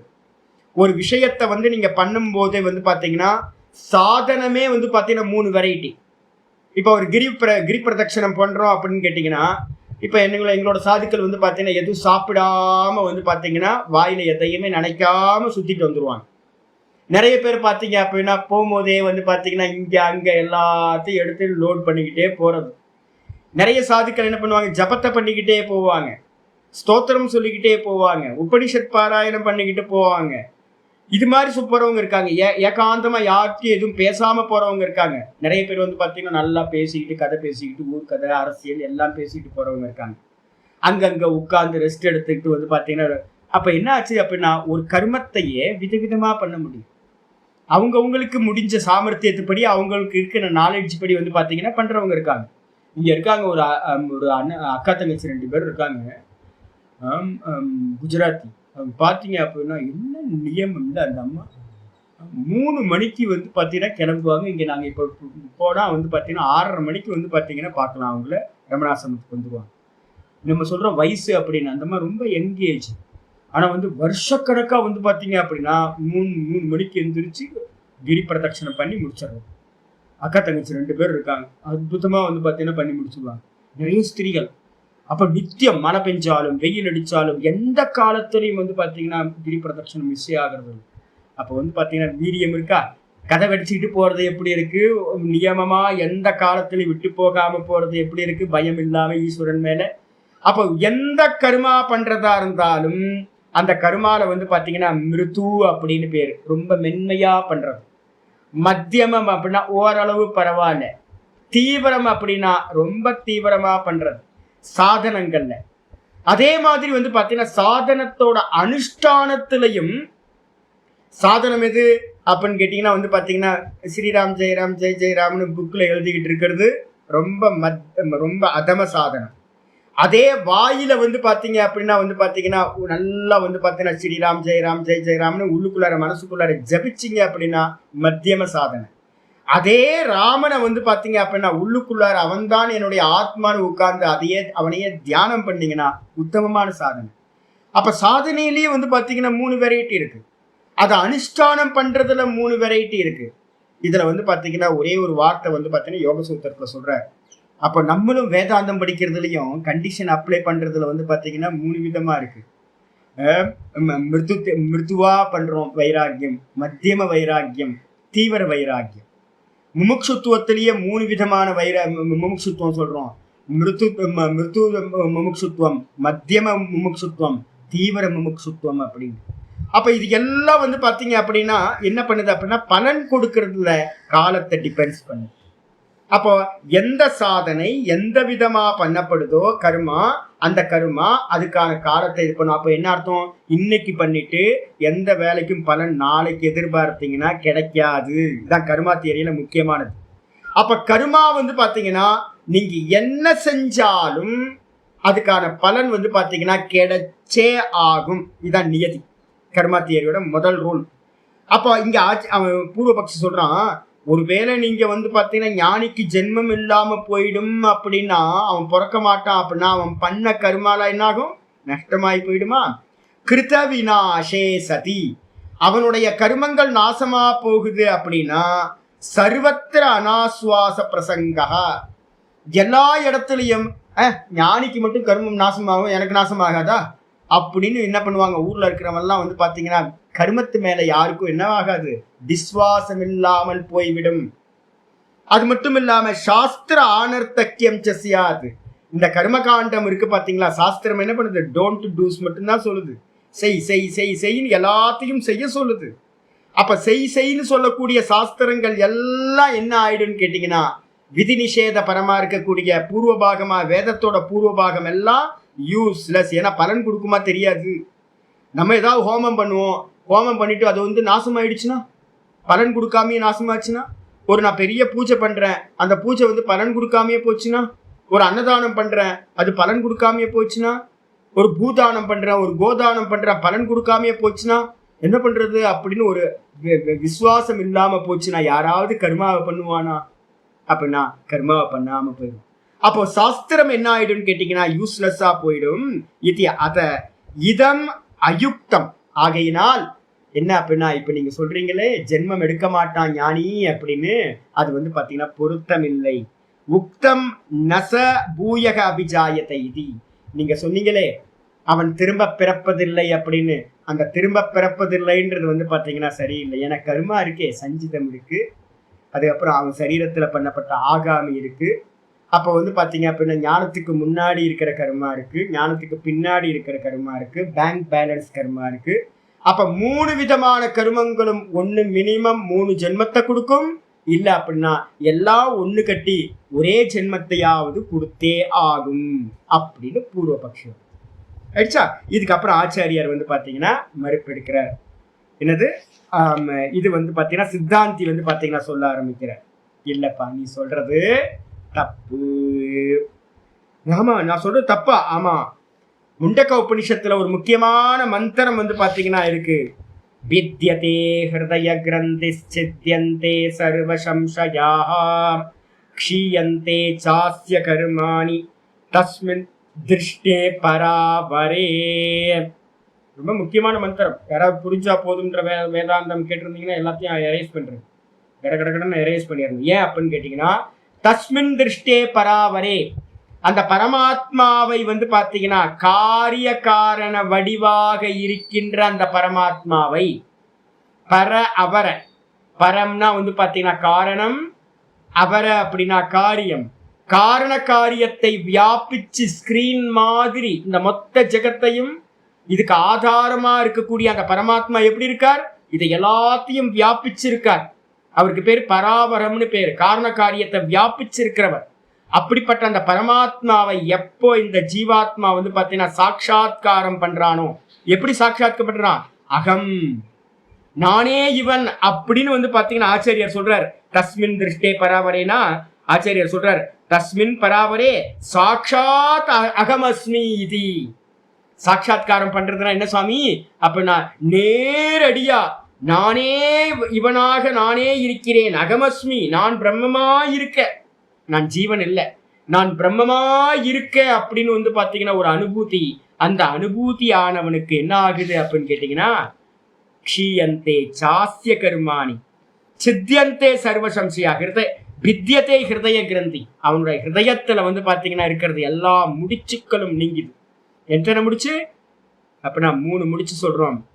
ஸ்தூல தேகம் நான் அப்படின்னு, இந்த ஸ்தூல தேகத்தோட நானை கட்டி வச்சிருக்கு, நம்மளால விடுபட்டு போக முடியல.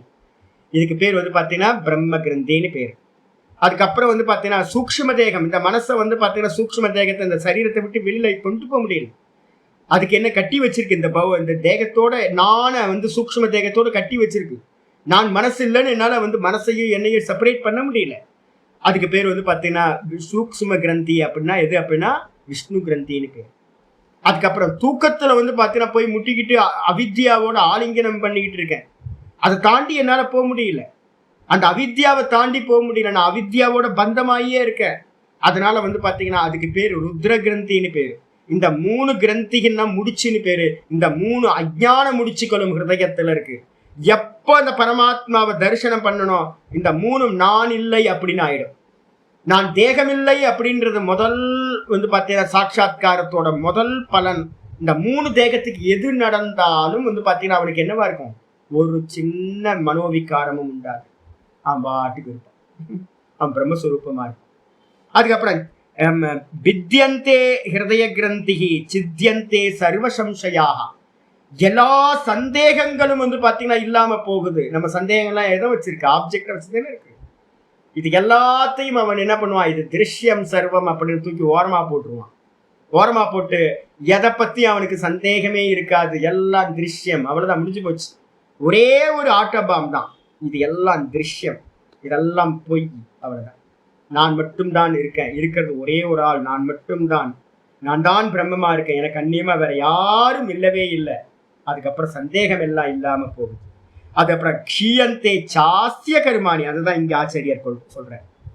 அந்த துண்டை வந்து பார்த்தீங்கன்னா இங்க சொல்றார், க்ஷீயந்தே சாஸ்திய கருமானி, அவனுடைய கருமங்கள் எல்லாமே நஷ்டமாகி போகின்றன. க்ஷீயந்தே சாஸ்திய கருமானி தஸ்மின் திருஷ்டே பராவரே, அந்த பரமாத்மாவை பார்த்த மாத்திரத்தில் அவனுடைய கருமங்கள் எல்லாம் எரிந்து போகின்றன, நாசமாகின்றன அப்படின்னு முண்டக்கம் சொல்லுது. அப்போ ஆச்சாரியர் சொல்றாரு, நீ சொல்றது தப்புப்பா, மந்திரம் வந்து பார்த்தீங்கன்னா ரொம்ப தெளிவான மந்திரமே இருக்கு அப்படின்னு சொல்றாரு. ஒண்ணு. ரெண்டாவது வந்து பார்த்தீங்கன்னா இன்னொரு மந்திரத்தையும் சொல்றாரு ஆச்சாரியர். என்ன அப்படின்னு கேட்டீங்கன்னா சயோகவை, ரெண்டாவது பிரம்மவேத பிரம்மைவ பவத்தின் இருக்குல்ல, அதுக்கு ஒரு மந்திரம் வந்து முண்டக்கத்திலேயே இருக்கிறது சொல்றாரு. முண்டக்கத்துல இருக்கிற மந்திரம் 3:2:9 இருக்கிறது. சயோகவை தத் பரமம் பிரம்மவேத, எவன் அந்த பரபிரம்மத்தை வந்து பார்த்தீங்கன்னா அறிகின்றானோ, அறிஞ்சவன் என்ன ஆவான், திரும்ப ஜீவன் ஆவானா? அறிஞ்சவன் என்ன ஆவான் அப்படின்னு கேட்டீங்க அப்படின்னா, நம்ம அதனால்தான் வந்து தாந்திரிக சாஸ்திரத்துல வந்து பார்த்தீங்கன்னா தந்திர சாஸ்திரத்துல காஷ்மீர் சைவத்துல ஒரு எக்ஸாம்பிள் வந்து பார்த்தீங்கன்னா சொல்லுவோம். எங்களோட குருநாதர் அடிக்கடி சொல்றது. இப்ப நம்ம அமாவாசை பௌர்ணமின்னு ஒன்று சொல்றோம் பார்த்தீங்களா, இந்த அமாவாசை அப்ப என்ன ஆகுது அப்படின்னா பௌர்ணமிக்கு மறுநாள்ல இருந்து பிறை கம்மி ஆகிட்டே போகும். ஏன் பிறை கம்மி ஆகுது அப்படின்னு கேட்டீங்கன்னா வந்து பார்த்தீங்கன்னா சந்திரன் வந்து பார்த்தீங்க அப்படின்னா தன்னுடைய வெளிச்சம் அதுக்கு எங்கிருந்து கிடைக்குது, சூரியன்ல இருந்து கிடைக்குது. அப்ப சந்திரன் பூமியை நோக்கி ஃபுல்லா திரும்பின அன்னைக்கு பௌர்ணமி, பூர்ண நிலவு நமக்கும். அப்ப என்ன அர்த்தம், அந்த சந்திரன் நம்மளை நோக்கி, நம்ம பூமியை நோக்கி ஃபுல்லா 15 கலைகளும் திரும்பி இருக்கு. அதுக்கப்புறம் மறுநாள்ல இருந்து என்ன ஆகும் அப்படின்னா மெதுவா அவன் எந்த இடத்துல இருந்து சோர்ஸ்ல இருந்து சந்திரன் பிரகாசம் வந்துச்சோ அந்த சூரியனை நோக்கியே சந்திரன் என்ன பண்ணுவான், டெய்லி வந்து பாத்தீங்கன்னா அதை நோக்கி திரும்புவான். அப்ப ஒவ்வொரு கலைகளா கம்மியாயி கம்மியாயி கம்மியாயி அமாவாசை அன்னைக்கு என்ன ஆயிடும் அப்படின்னு கேட்டீங்கன்னா மொத்த சந்திரனும் தன்னுடைய சோர்ஸை நோக்கி திரும்பினதுக்கு பிறகு சந்திரன் ஒண்ணு தெரியுமா தெரியாதா, சந்திரன் ஒண்ணு இல்லாமல் போயிடும். இப்ப நீங்க வந்து பாத்தீங்க அப்படின்னா நான் அப்படின்றது மிடில் இருக்கீங்க, ரிஃப்ளெக்ஷன் கான்சியஸ்னஸ். உங்களுக்கு மேல ஒரிஜினல் கான்சியஸ்னஸ் வந்து பாத்தீங்கன்னா இருக்கு, புத்தியிலேயே 2 இருக்கு. இதுக்கப்புறம் இந்த புத்திக்கு வெளியில வந்து பாத்தீங்கன்னா இந்த உலகம் எல்லாம் இதுக்கு வெளியில இருக்கு.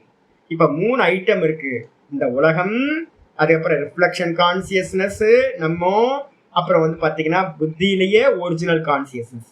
இது எப்ப வந்து பாத்தீங்கன்னா பராஞ்சிகாணி வியதர்ண ஸ்வயம்பூ பராங் பஷ்யதி நாந்தராத்மன், எப்ப வந்து பாத்தீங்க அப்படின்னா டிஃபால்ட்டா வெளியிலேயே போற மாதிரி படைச்சிருக்கு நமக்கு. கட்டோபனிஷத் மந்திரம் சொல்லுது, யாரோ ஒரு தீர புருஷன் என்ன பண்றான், நல்ல ஆச்சாரியர் மூலமா வந்து பாத்தீங்கன்னா பாடத்தை கேட்டு ஓஹோ பரமாத்மா உள்ள இருக்கார், அவரை நோக்கி திரும்பணும் அப்படின்னு ஆவிருத சக்ஷுகு அமிர்தத்துவமிச்சன், இந்த இந்திரியங்களை மனச புத்தி எல்லாத்தையும் உள்முகமா திருப்பி பிரத்யேக ஆத்மான ஐக்ஷத்தை, இந்த பிரத்யேக ஆத்மாவை உள்ள இருக்கிற அந்த பரமாத்மாவை எவன் பார்க்கிறானோ, அப்ப வந்து பாத்தீங்கன்னா உள்முகமா திரும்பி அந்த பரமாத்மாவை பார்க்கிறான்னு வச்சுங்க. சந்திரன் வெளியில இருக்கிற உலகத்தை பிரகாசிச்சது யாரு, நம்ம தான். சந்திரன். நம்ம என்ன பண்ணோம், மெதுவா மெதுவா மெதுவா உள்முகமா திரும்பி சூரியனை பார்க்க ஆரம்பிச்சோன்னு 2 இருக்குமா 1 இருக்குமா? 1தான். சந்திரன் 1 இல்லாமலேயே போயிடுது. சந்திரன் தெரியுதா அமாவாசைக்கு? தெரியாது. உலகம் தெரியுமா? உலகமும் தெரியாது, இருட்டாயிடுது. அப்ப என்ன இருக்கு அப்படின்னா வெறும் சந்திரனோட பிரகாசம் சூரியன்லயே ஒன்னாகி விடுகிறது. அதே மாதிரி இந்த இந்த சகயோகவை பிரம்மவேத பிரம்மைவ பவதி, பிரம்மத்தை அறிந்தவன் பிரம்மமாவே ஆகின்றான். பிரம்மத்தை அறிந்தவன் பாத்தீங்கன்னா திரும்ப ஜீவனாக ஆவதில்லை. மனசுல நல்லா புரிஞ்சுக்கணும், இந்த சித்தாந்தத்தை கிளியர் ஆக்கிங்க. இப்ப என்ன பிரச்சனை வருது அப்படின்னு கேட்டீங்கன்னா, அவன் தேகத்துக்கு வருவானா சுவாமி அப்படின்னா, பிரம்மம் பாத்தீங்கன்னா எங்க இருக்கு? பிரம்மம் தேகத்துக்கு உள்ள மட்டும்தான் இருக்கா, இல்ல தேகத்துல எல்லா இடத்துலயும் இருக்கா? சர்வத பாணிபாதம் தான், சர்வ வியாபகம் தானே. இப்ப இவன் பிரம்மமாவே ஆகின்றான் அப்படின்னா, இவன் இதுவரைக்கும் என்னவா இருந்தான்? இதுவரைக்கும் ஒரு தேகத்துக்குள்ளார நான் அப்படின்ற அபிமானத்தோடு இருந்த இந்த ஜீவன் பிரம்மத்தை தான் அப்படின்னு அறிஞ்ச மாத்திரத்துல ரிஃப்ளக்ஷன் ஒரிஜினல்ல பாத்தீங்கன்னா தான் அப்படின்னு அறிஞ்ச மாத்திரத்துல ஒரு சந்திரனோட பிரகாசம் எங்க இருக்கு அப்படின்னா, ஃபுல்லா உலகம் ஃபுல்லா சந்திர பிரகாசம் இருக்கு.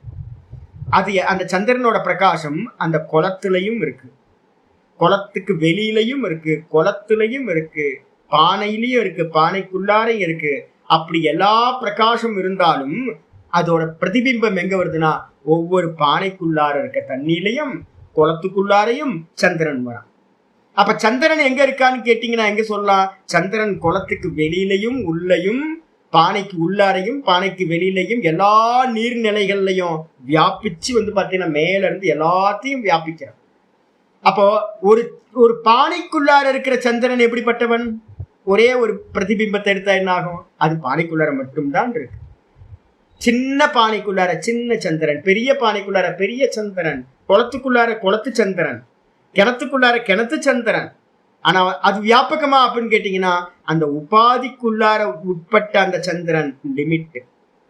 ஆனா ஒரிஜினல் சந்திரன் பாத்தீங்கன்னா அன்லிமிட்டா இருக்கான். அப்போ இந்த பிரதிபிம்பம் பிம்பத்தை அடையுது அப்படின்னா, அப்ப அந்த பிரதிபிம்பம் என்ன ஆயிடும்? பிம்பமானதுக்கு பிறகு சர்வ வியாபகமாகி விடுகிறது. அதே மாதிரி ஒரு ஞானி புருஷன் பாத்தீங்கன்னா எந்த க்ஷணத்துல இந்த தேகம் நான் இல்லை, மனம் நான் இல்லை, புத்தி நான் இல்லைன்னு பானையை உடைக்கிற மாதிரி எல்லாத்தையும் உடைச்சு உடைச்சு உடைச்சு இது நான் இல்லை, இது நான் இல்லை, இது நான் இல்லை, இதனால என்னன்னு எல்லாத்தையும் நேர்த்தி பண்றானோ, அப்ப என்ன ஆயிரும்? வெறும் ரிஃப்ளக்ஷன் என்ன ஆயிடுது? பிம்பமா ஒரிஜினலா ஆகி விடுகிறது. இதுக்கு பேர் தான் பிரம்மவேத பிரம்மைவ பவதி. பிரம்மத்தை அறிந்தவன் பிரம்மமாக ஆகிறான். இதுல ரொம்ப கிளியர். இந்த மந்திரத்தை வச்சுங்க, ஆச்சாரியர் அதாவது கோட் பண்ற.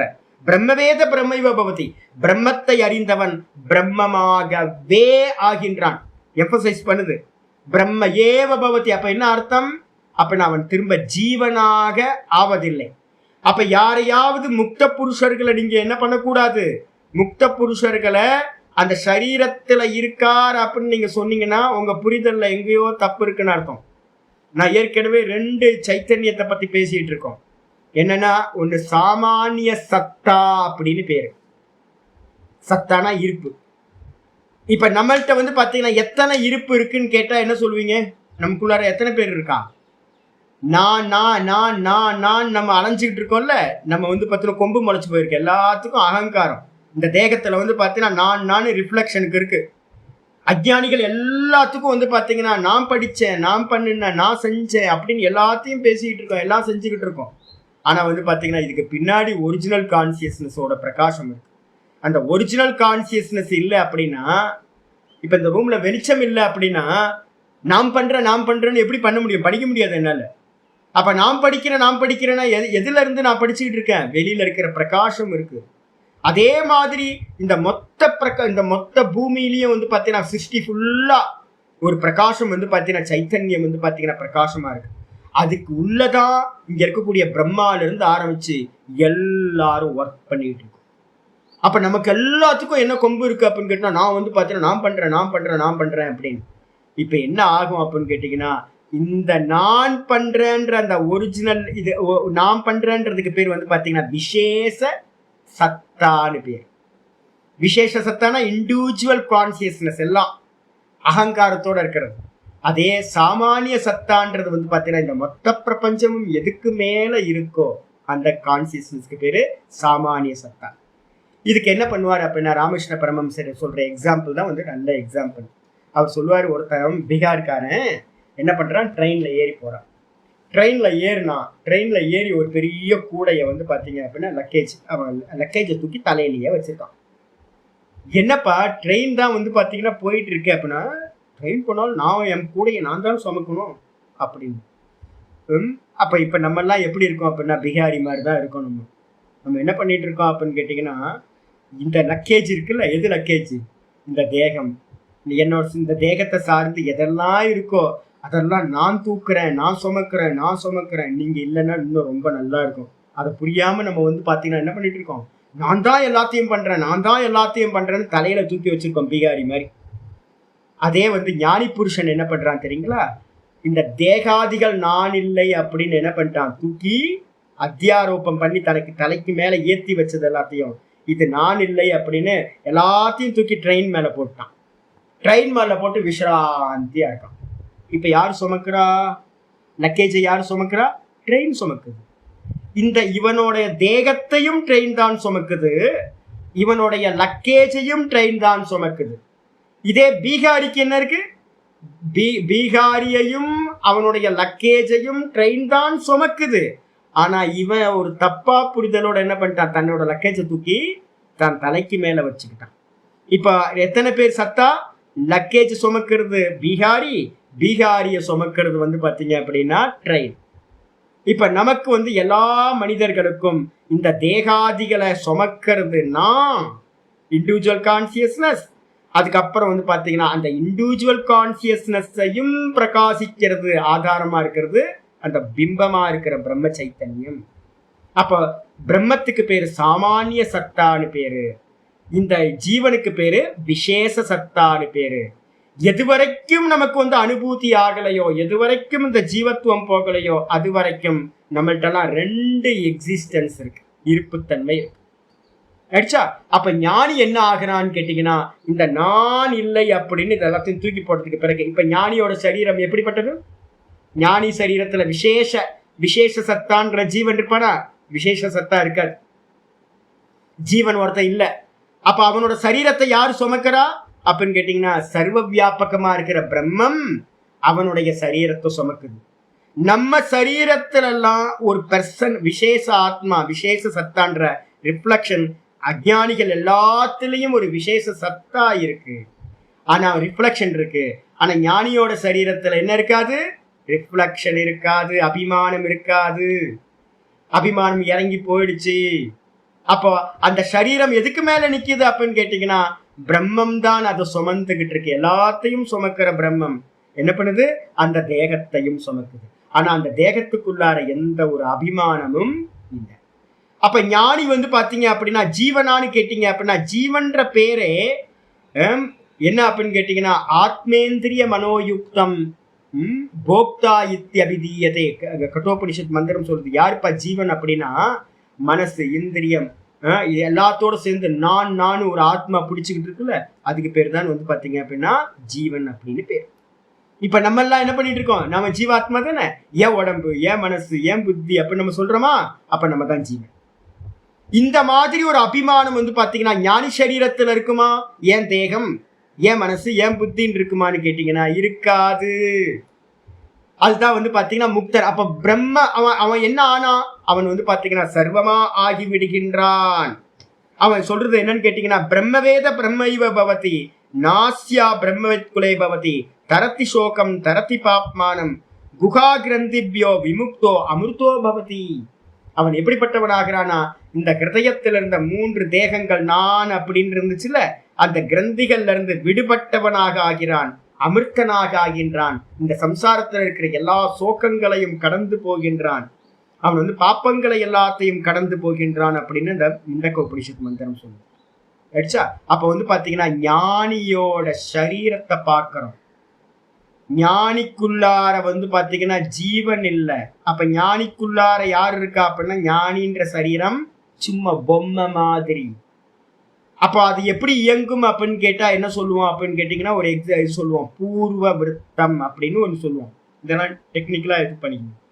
பூர்வ விருத்தம் அப்படின்னா அந்த ஆள் இருக்கிற வரைக்கும் அந்த சரீரத்துல ஒருத்தர் இருந்திருப்பார்ல, முக்தி அடைகிறது வரைக்கும், அந்த முக்தி அடைகிற வரைக்கும் அந்த ஆள் வந்து பாத்தீங்கன்னா என்ன கருமத்தை அந்த சரீரத்துல பண்ணிக்கிட்டு இருந்தாரோ ஆட்டோவா.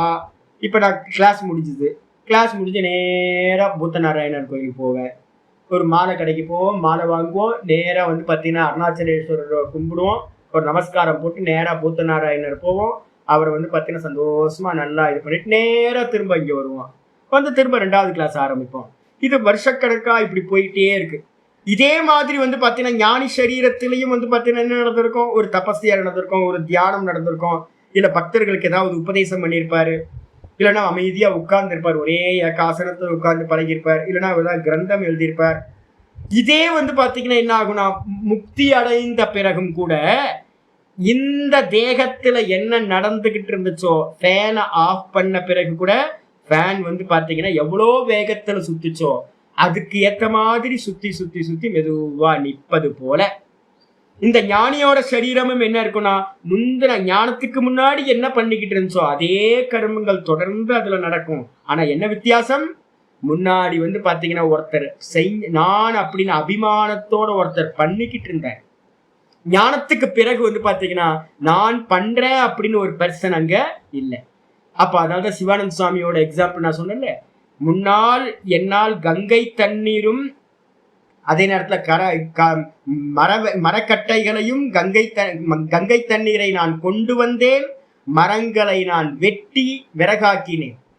ஞானத்துக்கு பிறகு என்ன சுவாமி வித்தியாசம் அப்படின்னு கேட்டா, கங்கை தண்ணீர் கொண்டு வரப்பட்டது, பாவப்பிரயோகம், கங்கை தண்ணீர் கொண்டு வரப்பட்டது, விறகுகள் வெட்டப்பட்டன. அப்ப என்ன அர்த்தம், நான் இல்லை அங்க. பண்றவன்ற ஒருத்தன் வந்து பாத்தீங்கன்னா முன்னாடி ஞானத்துக்கு முன்னாடி நான் பண்றேன்னு ஒருத்தன் டூயர்ஷிப், ஒருத்தன் டூயர் இருந்தான், செய்பவன்ற ஒரு கர்த்தா இருந்தான். அதுக்கப்புறம் ஞானத்துக்கு பிறகு இந்த சரீரத்துல வந்து பாத்தீங்கன்னா அது நடக்கு. நீங்க ட்ரை பண்ணி பாருங்க. இப்ப நான் டெய்லி வந்து பாத்தீங்கன்னா என்ன பண்றேன்னு தெரியுங்களா, இன்னைக்கு ஃபுல்லா தியான ஸ்லோகம் நான் சொல்லவே இல்லை. யாராவது கேட்டா நம்புவீங்களா நீங்க? நான் அப்பப்ப கொஞ்சம் ட்ரை பண்ணி இது பண்ணிட்டு இருக்கேன். இன்னைக்கு நான் தியான ஸ்லோகம் சொல்லவே இல்லை. எனக்கு வந்து பார்த்தீங்கன்னா தியான ஸ்லோகம் சொன்னதுக்கான எந்த ஒரு பதிவும் கூட இன்னைக்கு இல்லை. நான் ஆரம்பிக்கும் போது நான் என்ன பண்ணிட்டேன் அப்படின்னு கேட்டிங்கன்னா, டக்குன்னு வந்து பார்த்தீங்கன்னா ஒதுங்கிக்கிட்டேன். ஏதோ வாக்கு ஏதோ சொல்லட்டும் அப்படின்னு, அவ்வளோதான். வாக்கு என்ன சொல்லிச்சுன்னு கூட, என்ன ஸ்லோகம் போகுதுன்னு கூட எனக்கு தெரியாமல் போச்சு. திடீர்னு பார்த்தா முடியிற நாளைக்கு வந்துருச்சு, முடிஞ்சு போச்சா. அப்ப இந்த வாக்கு பேசுனதோட நமக்கு சம்பந்தம் இல்லாம கூட நம்மளால என்ன பண்ண முடியும், இருக்க முடியும். இந்த தேகம் பண்ற எந்த கருமத்தோடையும் எனக்கு சம்பந்தம் இல்லாம நானா நிக்க முடியும். அப்ப ஞானிகளோட நிலை என்ன அப்படின்னா, அனுபூதிமான்களோடது இந்த தேகத்துல இருக்கிற எந்த சம்பந்தமும் இல்லாம விளைக்கிறாங்க, தான் தானா நின்னாங்க அப்படின்னா இந்த சரீரத்துக்குன்னு ஒரு கருமா இருக்குமா? இந்த சரீரத்துக்கு என்ன இருக்கு, எதனால ஆரம்பிக்கப்பட்டதோ அந்த கர்மாவுக்கு பேர் வந்து பாத்தீங்கன்னா பிராரப்த கர்மான்னு பேர். அப்ப அந்த பிராரப்தம் முடிகிற வரைக்கும் என்ன இருக்குன்னா இந்த சரீரம் இருந்து அதுக்கப்புறம் முடிஞ்சு போயிடும். இதான் வந்து பாத்தீங்கன்னா இதுதான் இங்க ஆச்சாரியர் என்ன பண்றார் சொல்றாரு, பிரம்மவேத பிரம்மைவ பவதி. இதுல யாருக்காவது சந்தேகம் இருக்கும், திரும்ப அவன் ஜீவன் கேள்வி கேட்க கூடாது. இந்த என்ன பண்ணிட்டாங்க தெரியுங்களா, ஒரு பெரிய ப்ராப்ளம் இருக்கு. என்ன அப்படின்னு கேட்டீங்கன்னா, எல்லாம் பண்ணுவாரு அப்படின்னு. எதுக்கு பண்ணணும்? ஒருத்தன் வந்து பாத்தீங்கன்னா, அதாவது சொல்றது என்னன்னு கேட்டீங்கன்னா, அலிங்கக பவத்தின்னு மந்திரத்துல வந்து இதுல பிரம்மசூத்திரத்துல ரொம்ப நியமங்கள் கொடுத்துருக்கு. பித்தனா இருப்பான், பேயனா இருப்பான். ஏன் அப்படின்னா, நம்ம எதையெல்லாம் இம்பார்ட்டன்ஸ் கொடுத்து இந்த ரூல்ஸ் ரெகுலேஷன்ஸ் எல்லாத்தையும் ஃபாலோ பண்ணிட்டு இருக்கோமோ, இதுல எல்லாத்துலயும் வந்து பாத்தீங்கன்னா நமக்கு ஒரு பிடிப்பு இருக்கிறதுனாலதான் பண்ணிட்டு இருக்கோம். ஒருத்தனுக்கு வந்து பாத்தீங்கன்னா நூல இருந்த பட்டம் மாதிரி ஆயிடுச்சுன்னா, பட்டம் வந்து பாத்தீங்கன்னா அந்த கையில ஒருத்தரோட கையில இருக்கிற வரைக்கும் என்ன இருக்கு, கரெக்டா இவர் இந்த பக்கம் போ அந்த பக்கம் போன்னு நூலை இழுத்து அவர் என்ன பண்றாரு, கரெக்டா அந்த பட்டத்தை வந்து பாத்தீங்கன்னா விடுறாரு. பட்டத்தோட நூல் கட்டாயி போச்சு அப்படின்னா என்ன ஆகும்? நூல் கட்டாச்சுன்னா என்ன ஆகும் அந்த பட்டம்? இதே பிருகதாரண்ய மந்திரம் இருக்கு, ஏனஸ்யாத் கேனஸ்யாத் மந்திரம் கேக்குது. பிருகதாரண்ய மந்திரம் சொல்லுது, அந்த ஞானி புருஷன் வந்து பாத்தீங்கன்னா நூல இருந்த பட்ட மாதிரி யாருக்காவது சொல்ல முடியுமா இது இப்படிதான் இருக்கும் அப்படின்னு, இப்படிதான் பறக்கும் அப்படின்னு சொல்ல முடியுமா? நான் சொல்ல முடியாது. அது மேலேயே மேலேயே போயிட்டே போகும். சில சமயம் வந்து பார்த்தீங்கன்னா அப்படியே கீழே விழுந்து வந்து பார்த்தீங்கன்னா கீழே போய் இதாயிடும். நாங்கள் சில சமயம் பட்டம் சின்ன வயசுலாம் பார்த்துருக்கோம், எங்கே போச்சுன்னே தெரியாதுங்க. மேல் காற்று கொண்டுட்டு போயிடும். கொண்டு போச்சுன்னா ஒரு 50-100 கிலோமீட்டர் தள்ளிலாம் கூட மேல் காற்று வந்து பார்த்தீங்கன்னா கொண்டு போயிடும். சில பட்டம் வந்து பார்த்தீங்கன்னா இமீடியட்டாக நம்ம கண்ணுக்கு முன்னாடியே வந்து பார்த்தீங்கன்னா கீழே நோக்கி ஒரு கிரவுண்டில் போய் நாங்களாம் போய் பிடிச்சிருவோம் எல்லாம். அப்போ வந்து பார்த்தீங்கன்னா யார் எந்த பட்டம் எப்படி போகுதுன்னு சொல்ல முடியாது. அப்போ நூல் இருக்கிற வரைக்கும், ஒருத்தர் அபிமானம் இருக்கிற வரைக்கும் தான் உங்களோட கண்ட்ரோல். ஞானிக்கு வந்து அபிமானம் இல்லை அப்படின்னா பித்தனா பேயனா பைத்தியமாய் நமக்கு நம்மளோட பார்வைக்கு வந்து பார்த்தீங்கன்னா எப்படின்னே தெரியாமல் இருப்பான். அவன் பாட்டுக்கு இருப்பான், எப்படி வேணா இருப்பான் அப்படின்னு வந்து பார்த்தீங்கன்னா ஞானியை பற்றி சொல்லும் போது. ஏன் அப்படின்னா இந்த தேகத்தில் இருந்த எந்த ஒரு இதுவும் அவனுக்கு இல்லை. இப்போ என்னைக்காவது உங்களுக்கு லோ சுகர் வந்திருக்கா? யாருக்காவது அனுபவத்தில் இருக்குமே, லோ சுகர் யாராவது இருந்துச்சு அப்படின்னா, லோ பிபி லோ சுகர் வந்துச்சு அப்படின்னா என்ன ஆகும்னா, நம்ம நினைப்போம் நம்ம ஸ்ட்ரெயிட்டாக தான் இருக்கோம் அப்படின்னு. ஆனால் இந்த சரீரம் அது போக்கில் போகும். இது வந்து பார்த்தீங்கன்னா நம்ம கண்ட்ரோல்லையே இருக்காது. நம்ம நினைச்சிட்டு இப்போ சரியா தானே உட்காந்துருக்கோம் மாதிரி. ஆனால் மற்றவங்களுக்கு தான் தெரியும் இவர் சரியா இல்லைன்றது மற்றவங்களுக்கு தான் தெரியும். அப்போ வந்து பார்த்தீங்கன்னா ஒரு லோ சுகர்லயே உங்களோட பாடிக்கு உங்களுக்கு இருக்கிற சம்பந்தம் என்ன ஆகுது? டிஸ்கனெக்ட் ஆகுது.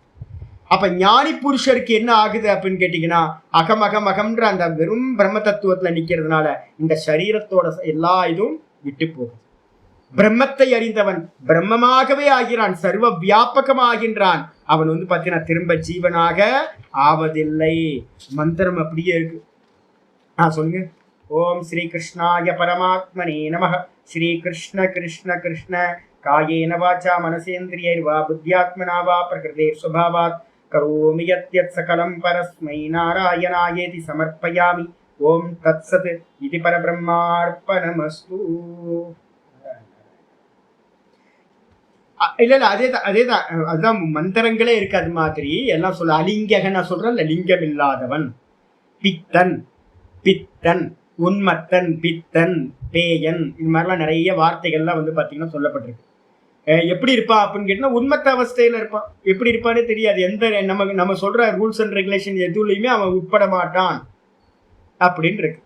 அப்போ அது மாதிரி சொன்னதுக்கு பிறகு வந்து பார்த்தீங்கன்னா அடுத்த மந்திரம் சொல்லுது சாந்தோக்கியத்துல, தஸ்ய தாவதேவ சிரம்.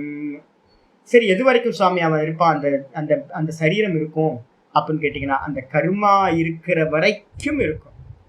தாவதேவ சிரம், அது வரைக்கும் தான். ஒரு சின்ன ஏதாவது ஒரு கல்பனா பண்றீங்க, அவனுக்கு வந்து சின்ன ஒரு லேச அவித்யான்னு ஒன்று சொல்லுவோம்.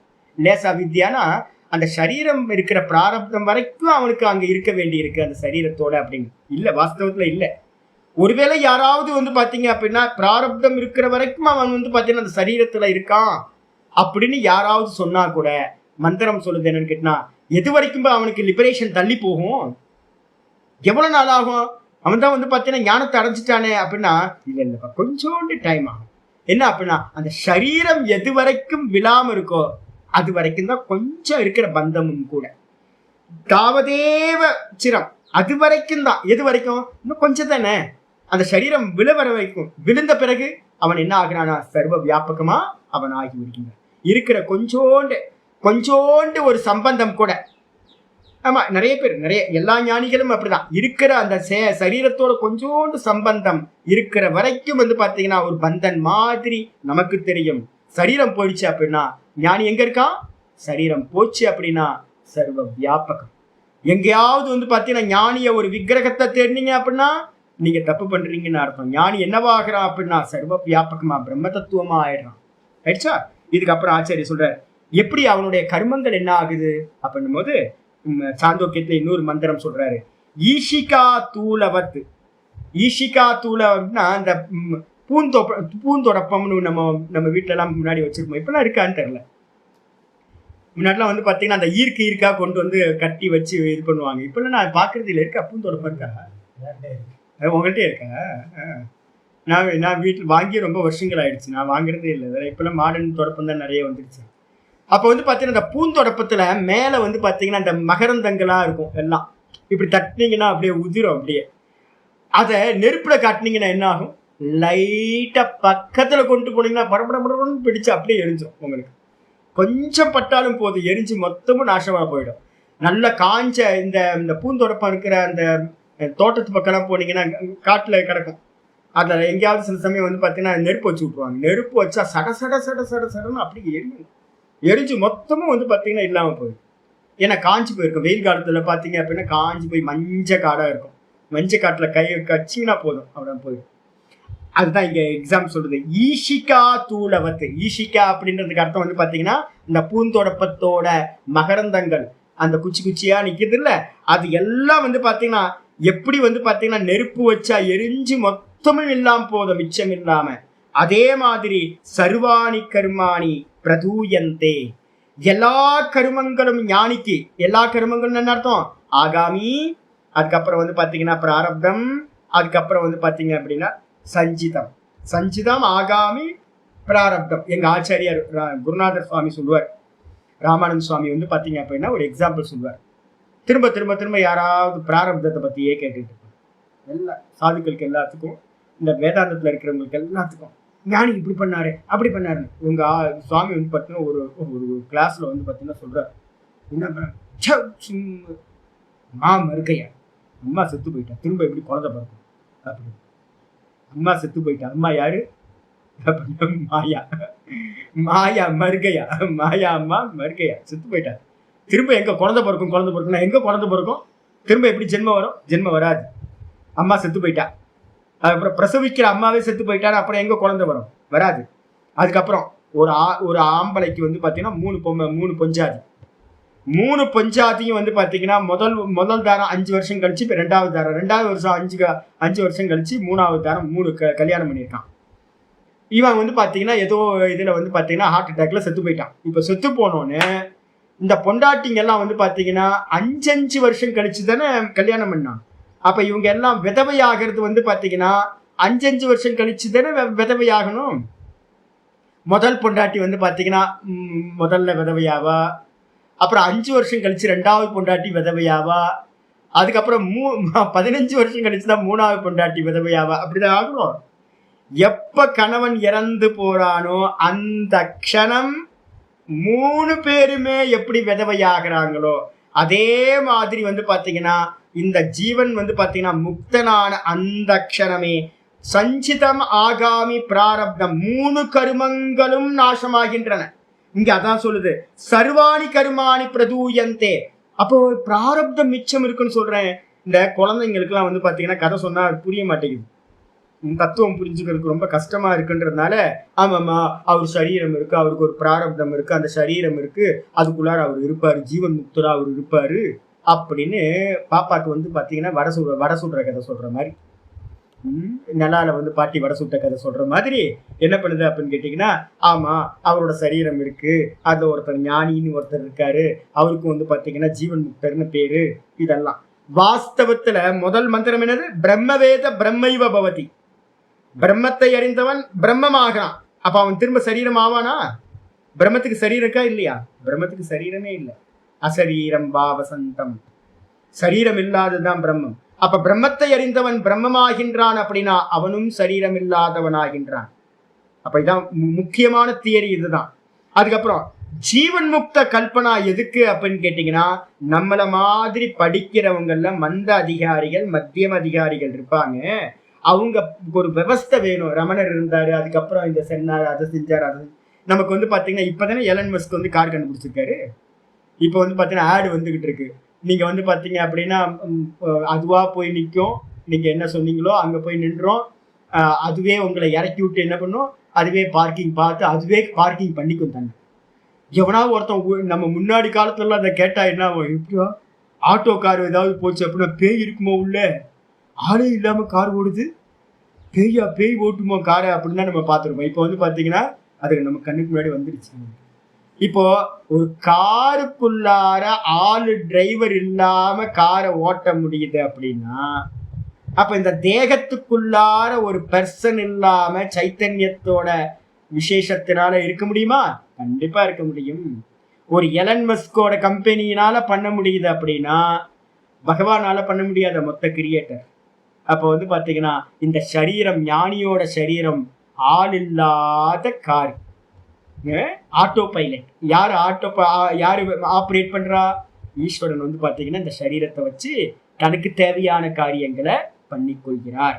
அப்ப வந்து பாத்தீங்க அப்படின்னா, அப்ப ஞானிக்கு என்ன இருக்கு அப்படின்னா, ஞானிக்கு கர்மம் இல்லை, பிராரப்தம். பிராரப்தம் கூட நமக்கு விவஸ்தைய பண்றதுக்காக, நமக்கு சில விஷயங்களை புரிஞ்சுக்கிறதுக்காக சொல்லப்படுது.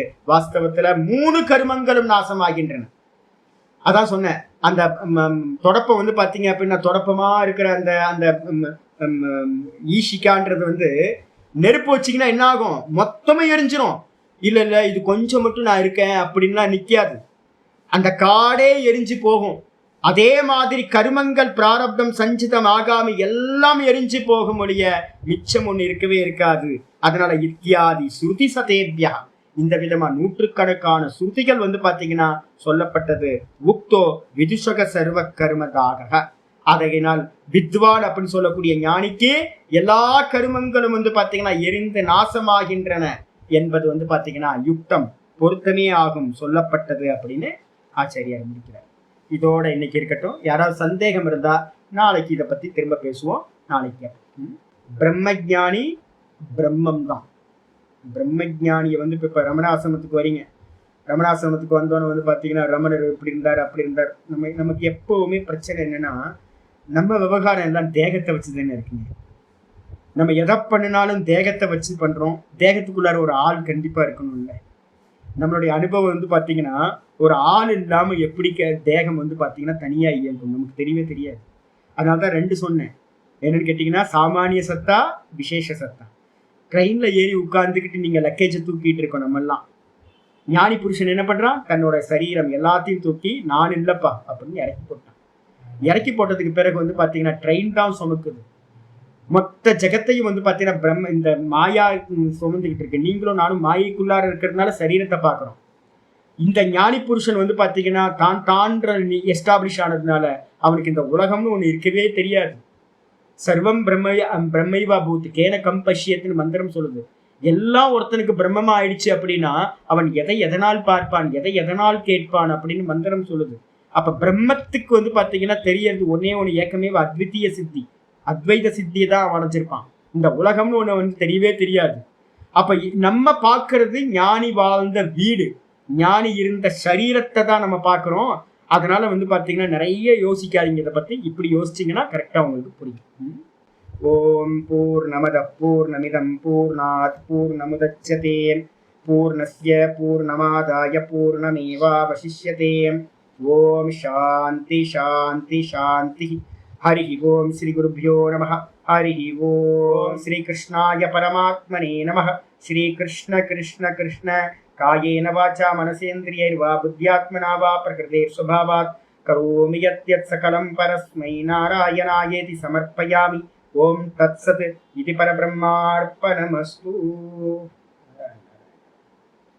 எல்லாம் நடந்துகிட்டு இருக்கிறதெல்லாம் அகங்காரத்தோட ஆட்டம், எல்லாம் அகங்காரத்தோட ஆட்டம். இது ஞானிக்கு வந்து பாத்தீங்கன்னா அது இருக்காது. அப்போ கர்த்தவியமே இருக்காது, எந்த வேலையும். தஸ்ய காரியம் ந வித்யதே, அவனுக்கு ஒரு வேலையும் பண்றதுக்கு இந்த உலகத்துல தெரியாது. பொய்யில என்ன பண்ண போறான், திருஷ்யத்துல என்ன பண்ண போறான்.